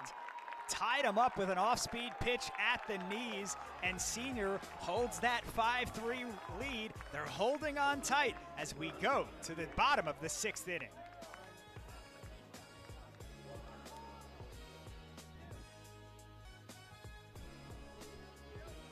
Bottom of the 6th inning, Senior trying to add some insurance. Hayden Harper on the hill for Hempstead. It'll be Cameron Wersinger, Gunnar Kuhl, Brooks Reed, 7, 8, 9 in the order for Senior. Yeah, we're getting some late inning drama here now. Only a 2-run ball game here in the bottom of the 6th, and Hempstead will bring up top of the order in the 7th, and Senior Rams here hoping to get a run or 2 back here and open up that lead a little more here than Hempstead just getting a couple on the board last inning. Senior 5, Hempstead 3. Bottom of the 6th. Wersinger has a strikeout, and he was hit by a pitch in this game.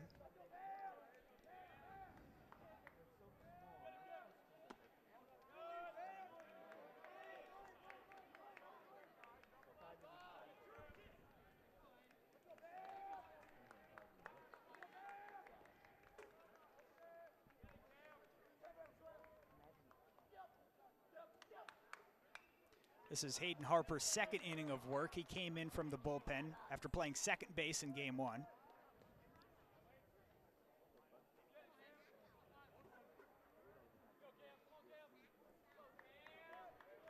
Got a sprinter coming in from the dugout there, and getting his 80-meter workout in. Be some tired kids tonight that have been making that run out to the bullpen.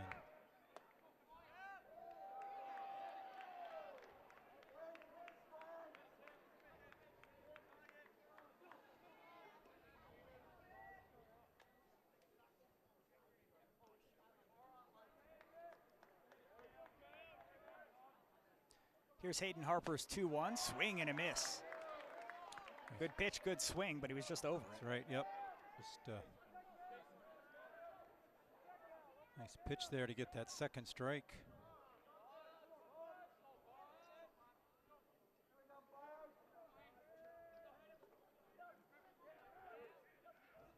Harper's 2-2 fouled off. Wersinger again fighting at the plate.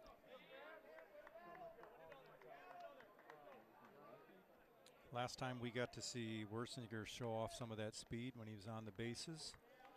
So nothing more at Senior'd like here to see him get on first here, find a way to get on and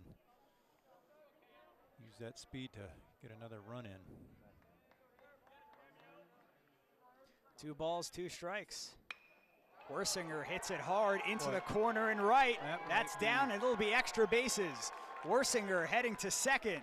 They hold him up there. Good base running. Probably with his speed, he had a chance to make it.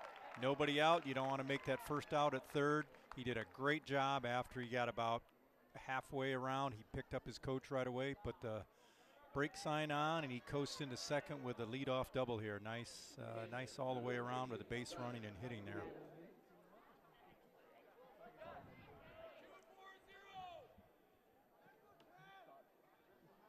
So here's Gunnar Kuhl. Brooks Reed will follow him. Barring a double play, we should get Easton Felderman, who represents the #1 hole hitter. Just can't imagine we won't see another bunt here. That's just how it's been played all night here, and nobody out, and they're trying to get another run in. So we've got Becker in on tight, coming in from first base. Hafel staying back at 3rd. Harper will have to cover that left side. Cool laying down the bunt, and Paulson can't get that.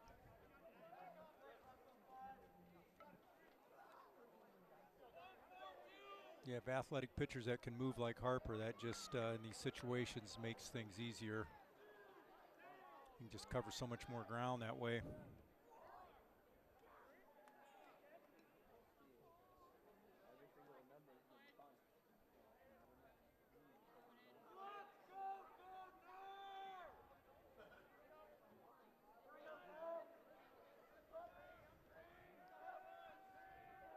Cool ready, lays, now pulls back that bunt.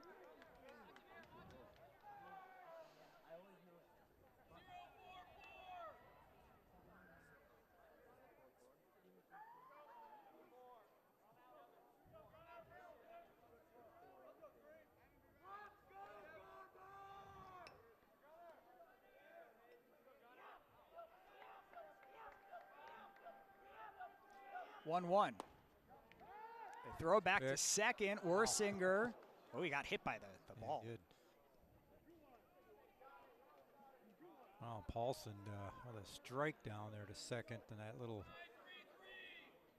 pick play there. That was close.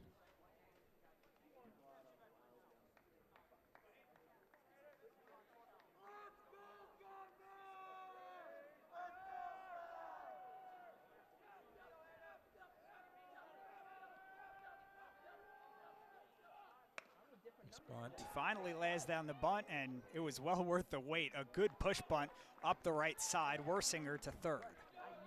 Yep, nice job. Good at bat there for Cool of just waiting for a strike. Gets his strike and gets the bunt down, moves the runner over to third. Now they've got that another run only 90 feet away here with Reed coming up to bat.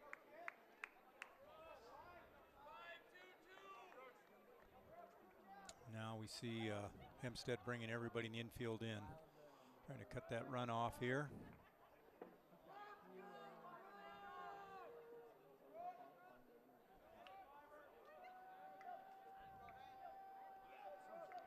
Here's Brooks Reed, the runner on third. The infield is in.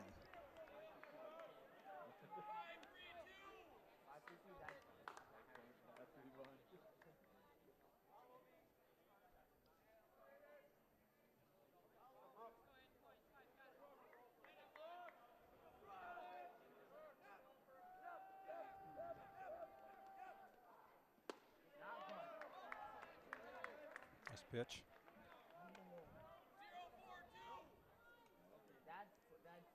Your coach calling out his signals there. Players check their wristband.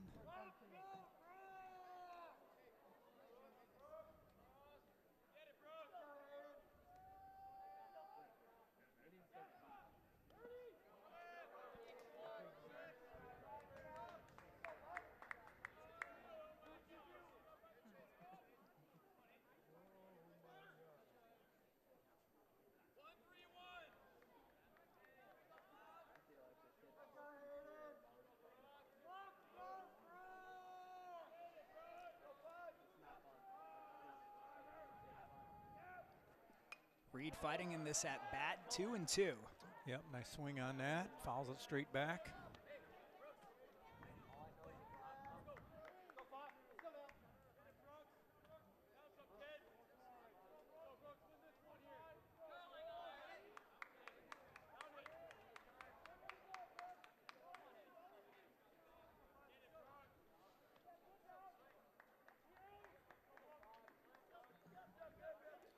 Two.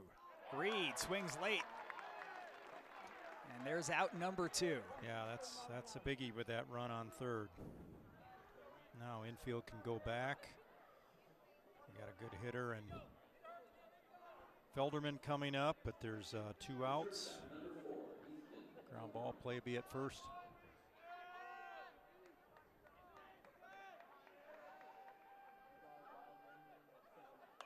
Felderman fouls it off right into his own dugout. There's been some serious action in that dugout tonight with those line drives in there. Sure. Smoking in there. Giving everybody a haircut. On deck hitter and the coach just outside the dugout too. They're put on some protective gear.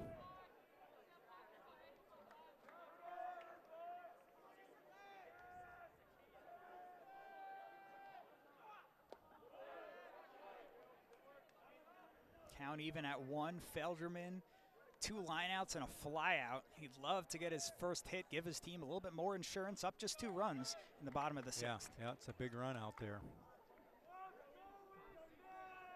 Make that number a little bit more crooked.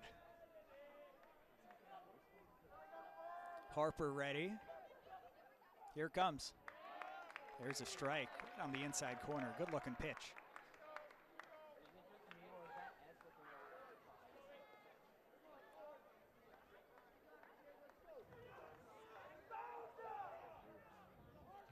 Outfield's really shading here to the left side. See where this pitch is, if they're going to run him outside here, and got him shaded that way. Felderman fouls it off above the press box into the parking lot.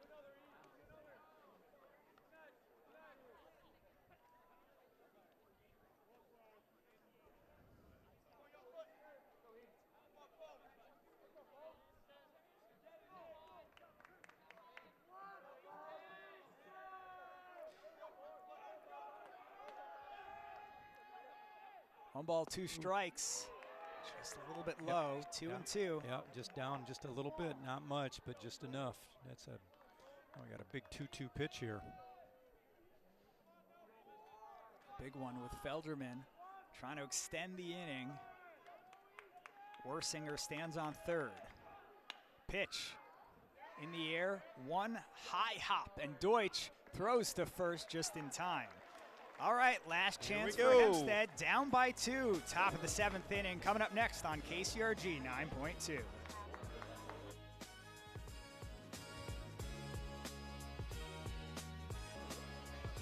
Welcome back to the Field of Dreams, Game 2 of a 2-game set, and could be the final 3 outs of Game 2. Hempstead down by 2 in the top of the 7th, but they do have the top of the order coming up. It'll be the freshman Daniel Hauslag, the sophomore Colin Brown, and the veteran senior Will Steffen. 1, 2, 3 in the order.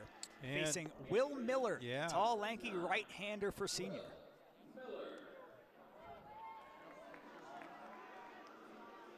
So good. We've got a little late game drama here now. The top of the 7th, top of the order. Yeah, not too much drama in Game 1 after that long 6th inning by Hempstead. But now Hempstead has a chance to maybe sweep here.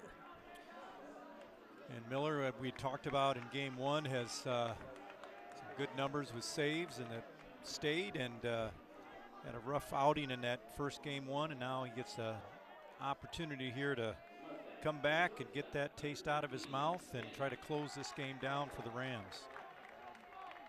And you're going to do it through the heart of the order here of the Mustangs. Fun stuff. Miller can try to atone for his tough performance in Game 1, in which he walked 2 batters and was pulled. First pitch is a good one. So Hauslag has seen it. He hasn't seen Miller so far today, only from the dugout. A 1 pitch outside. Fans are coming back to life down there in the front rows.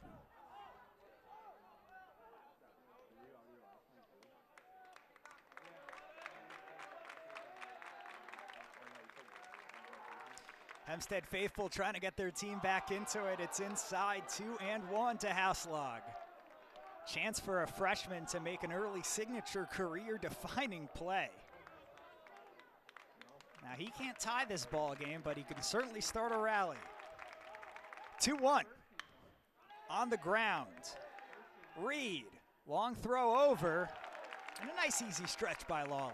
That is a very, very big out here because, number one, you get that leadoff hitter, you keep him off base, and that might help settle Miller down here a little bit after that Game 1 experience. So sure, a big out. He's not out of it, though, yet. Right. After the ground out, it's Colin Brown coming up next with 1 out, the left-handed sophomore. Good pitch. Found its way into the zone. Brown did not want to swing at it. Looked like it was coming towards him. Steffen on deck. Brown watches ball 2. Or ball 1, I should say, the second pitch. Now Brown, a true utility man, has played basically everywhere but shortstop and first base. Wow. Swings, fouls it off. Kind of players you like, because you can do so many different things with them, and yeah, you know, you got people you can depend on for most positions. 1 ball, 2 strikes with 1 out. The pitch from Miller in the air and caught. No, it's down. It's down, and the home plate umpire, Jeff Rowan, signaled it immediately. Down in front of Wersinger. He might have trapped it. Yep, that was close for me. You know, we're a long ways away from that, but boy, what an effort by Wersinger, because I thought, first glance too, Jack, I thought he caught it. We'll see it here. You know, I thought off the bat, that's an easy single. And let's take a look at the replay as Wersinger got a beat on it, dove. Wow. Yep. Yeah, that bounced right in front of him. Much easier to see. Much easier to see after the replay. Well, great shot by our 9.2 crew. Hey, now we got tying run at the plate here. Swing and a miss from Steffen. Great pitch. That's in on his hands. Nothing he can do with it.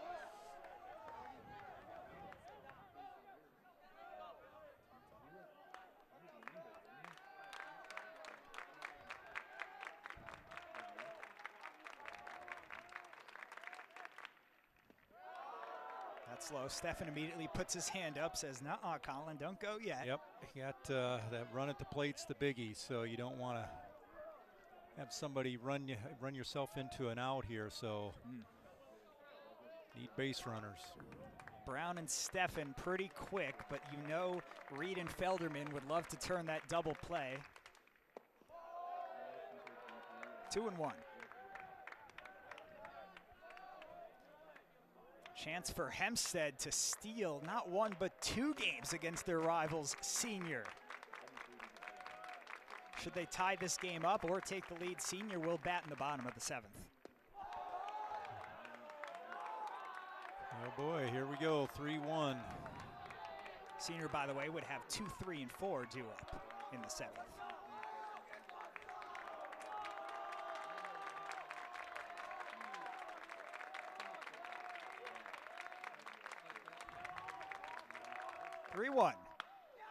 Hit in the air, left side, that stays fair. Into the corner it goes. Houselog on his horse, coming to third. It's a stand-up double. Now we're really getting exciting here. 2nd and 3rd, and check that. That's Colin Brown, not Houselog. I was 1 batter off, and 2 on here for Caleb Paulson.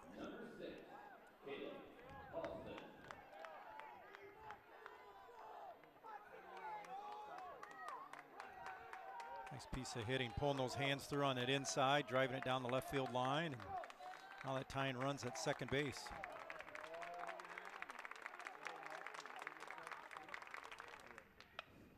Paulson hits it high but foul. High and deep, kind of in the middle where no one could get it. Yeah, it was. If it would have been fair, it was going to be a base hit. Nobody was going to get it. It was just dropped in there, but it went foul. Nervous moments for Senior fans. These Hempstead fans behind the plate have been up and down all night. Some innings they're a little louder than others, but now they're crescendoing here in the top of the 7th. Outside, 1-1.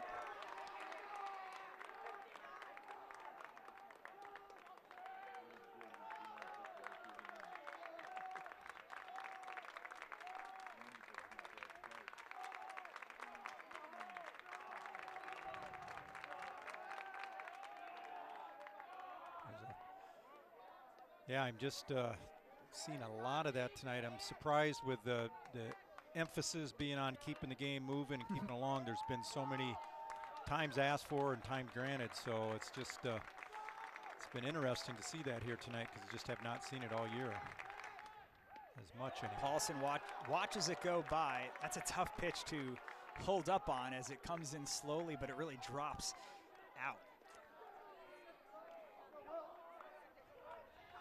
Steffen doubled to put Colin Brown on third. Steffen at second represents the tying run. Paulson at the dish, the go-ahead run. It's bounced in 3-1. And I don't know if you give Paulson anything to hit. Maybe put the force on. Yeah, it's I would probably agree with you on that now that it's 3-1, because if you lay a fat one in there, he's going to right it to the outfield. There's a strike. That's a great job by Cool to frame it. Yeah, might have been just a little out, but he gets the call if his catcher helps him out there, and it's a big strike. Now 3-2 here.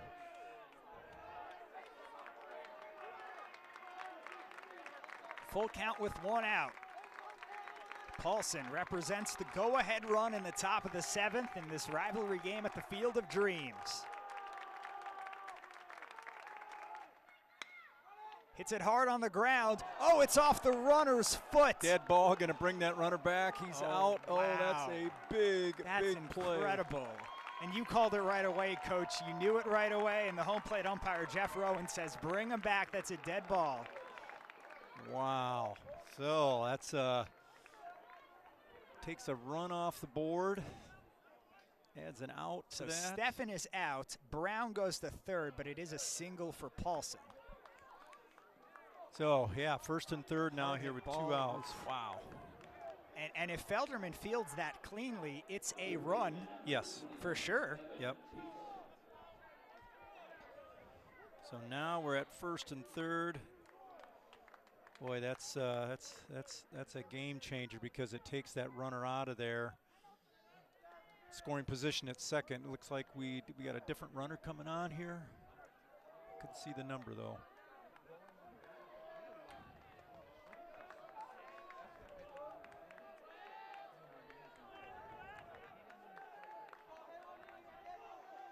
Evan Hafel in a big spot. Runners at the corners with 2 outs. Watch as the first pitch go by. It's a strike.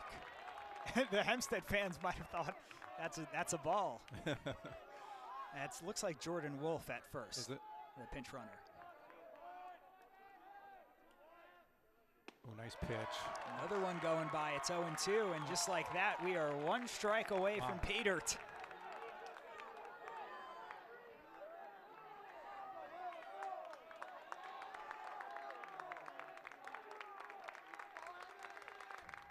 Oh, 2.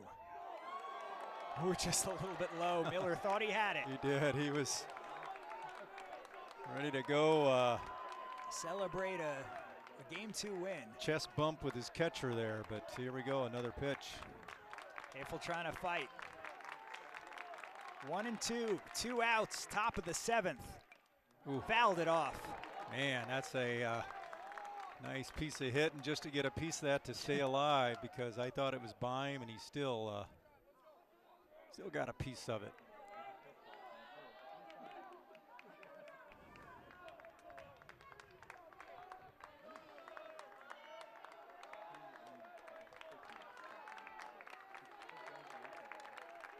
One and 2 from Miller.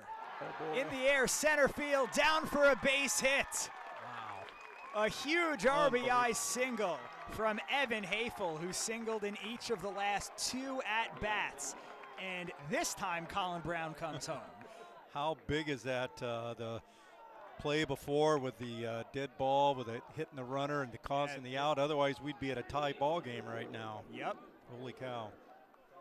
Holy moly. Nice swing here by Hafel. Yes, nice piece of hitting there. Not trying to do too much. Nice line drive out in the center, and more action to come here. Luke Baker has 2 runners on. Off-speed pitch. Baker just watched. Yep. Whew. I love it. Really turned on that one. 5-4 here. Wolf at second, Hafel at first. Wolf representing the tying run.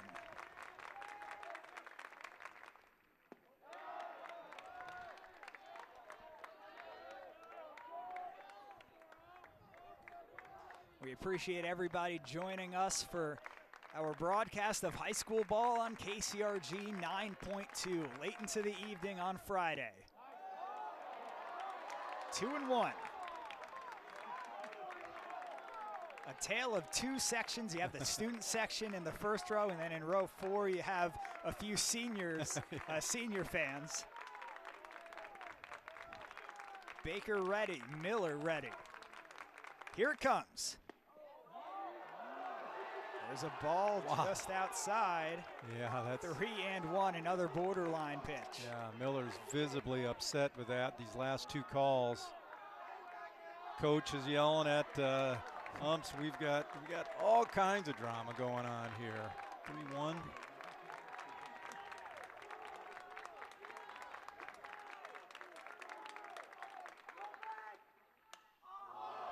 In the air.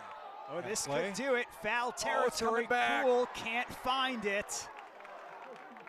We play on.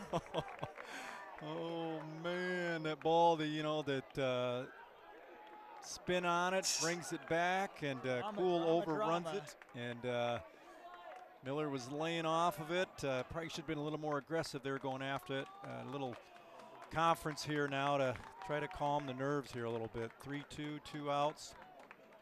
And here's the replay as Cool might have seen it going towards the netting. He was going straight for the netting. I think he might have lost it as it reached its peak. That's a play there. First baseman, pitcher had priority over the catcher there, and they just backed off a little bit. And anyway, here we go, full count, and runners will be moving on the pitch, and 2 outs. This is good stuff. Yeah, with runners moving on the pitch, who knows what can happen with a single or a gapper. Miller trying to shut down Baker, shut down this game 2, and say goodnight.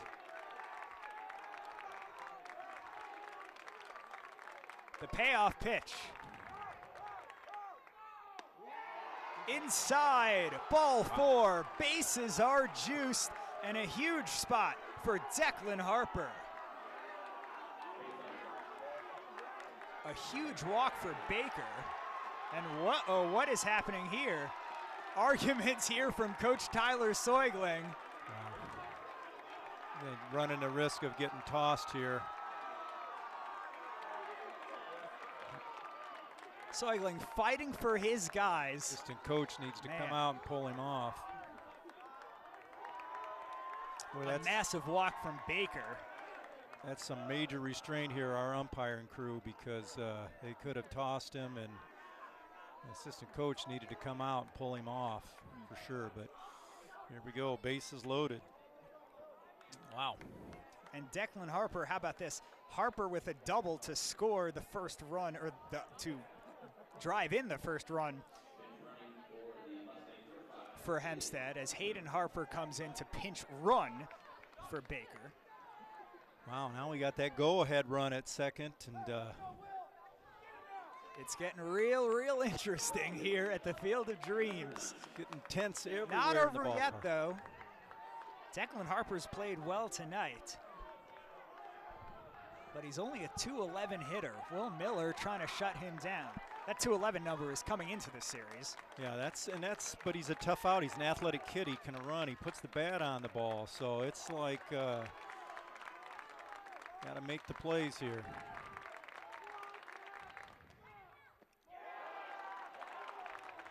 First ball low.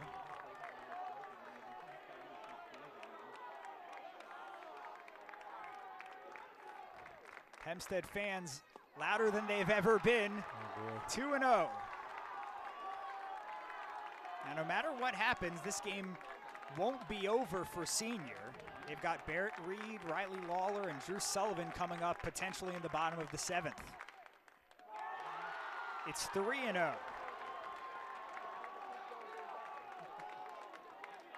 What an interesting spot here, because if you're Miller, the signal you're getting is four-seamer right over the heart of the plate. Don't walk in the tying run. Looked like Harper had the red light. Yep, he's now, he's just looking for something really tight here that he can handle. Otherwise, he'll let her go. Fouls it off. Well, here we go. Full Another count. payoff. Yeah. Doesn't get any more drama-filled than this. How about it? At the Field of Dreams, literally a dream moment for some of these kids on the field. Miller ready. Declan Harper ready. Runners going. In the air right side. Schlosser makes the play. Drama late and Senior comes out with a win by the edge of their teeth, 5-4 in game number 2. And there goes the lights. Yeah. We split it in Dubuque, and of course, it had to be this way. Another one-run ball game. That's the 6th in the last 8 games between these two. Hempstead won game 1 8-3, but in game 2, Senior pulls it out 5-4. And what an entertaining last half of the inning, Coach. Holy cow, there's all kinds of excitement on all kinds of levels there. Wow, what a end to that ball game. I like this here. This was such a, hotly contested ball game and so heated, and now you get to see the teams going through and shaking hands and patting each other on the back, and that's nice to see because this was an intense ball game, 2 ball games here tonight. So wow, these are rivals for sure, but they have a ton of respect for each other. Yep. So we split it in Dyersville. Let's take a quick break and we'll show you the highlights from game 2 coming up next. This is high school baseball on KCRG 9.2.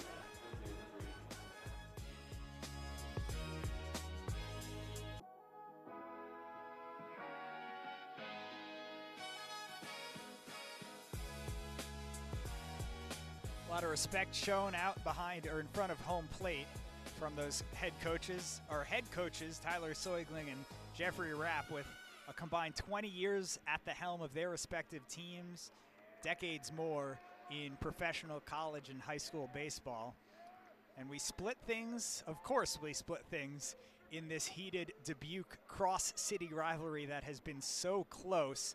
Senior winning game 2 relatively dramatically after the 8-3 win from Hempstead.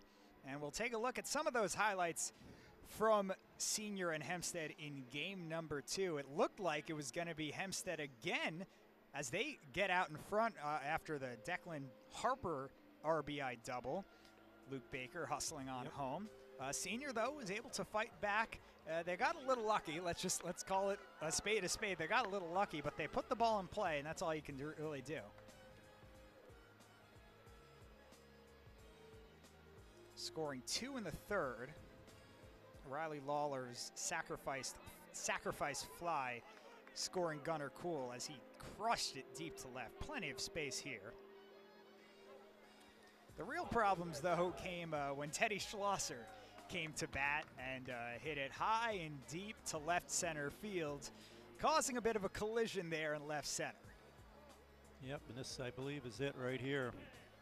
Yeah, such a long run for both of them. Yeah, and upon that replay, when I was watching it live, it looked like the left fielder's play all day long.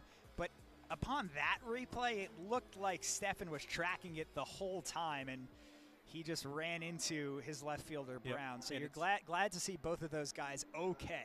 Yeah, and you just don't know. We couldn't hear anything, any of the communication, but yeah, glad they both were able to remain in the game and continue to play. And Senior adding some insurance there with Reed coming home. And then Hempstead making things a little difficult. Baker hits it to the corner. 2 runners came home, or 1 runner, I should say, came home. And in a 1-run ball game, could be a huge play to think about. The hit runner. Yes. Stefan was hit running from 2nd to 3rd. He was ruled out, and Brown was sent back. He eventually, obviously, came back to score, as you can see. But Will Miller kind of avenging for a tough outing, I should say, in game 1. Induces the fly out, and it's Schlosser who hit that quasi inside the park home run in game 1, making the final out. So in a sense, both teams are happy. Senior maybe a little bit happier coming off with the dramatic game 2 win. But what a fun night at the Field of Dreams here, Coach. It was. I mean, we 2 had. nights for you. I'm just surprised there's not fireworks going off. We had fireworks during that 2nd ball game, and they should be going off right now because it was just such an intense game. But you know, the weird thing is, Jack, is I think you hit the nail on the head. Both teams are happy with their win, but they're also probably a little disappointed. Like, man, so close to taking 2 here, but great game. We want to thank you all for spending your Friday evening into Friday night with us at the Field of Dreams movie site, supporting your local media and supporting your high school baseball. We really appreciate it as the Dubuque Senior takes Game 2, 5-4, Hempstead winning Game 1, 8-3. Thanks so much for joining us at the Field of Dreams. For my entire KCRG 9.2 crew, including executive producer Aaron Rooney and director Mike Gherkin, and my broadcast partner, Coach John Harms, I'm Jack Lito, saying so long from the Field of Dreams.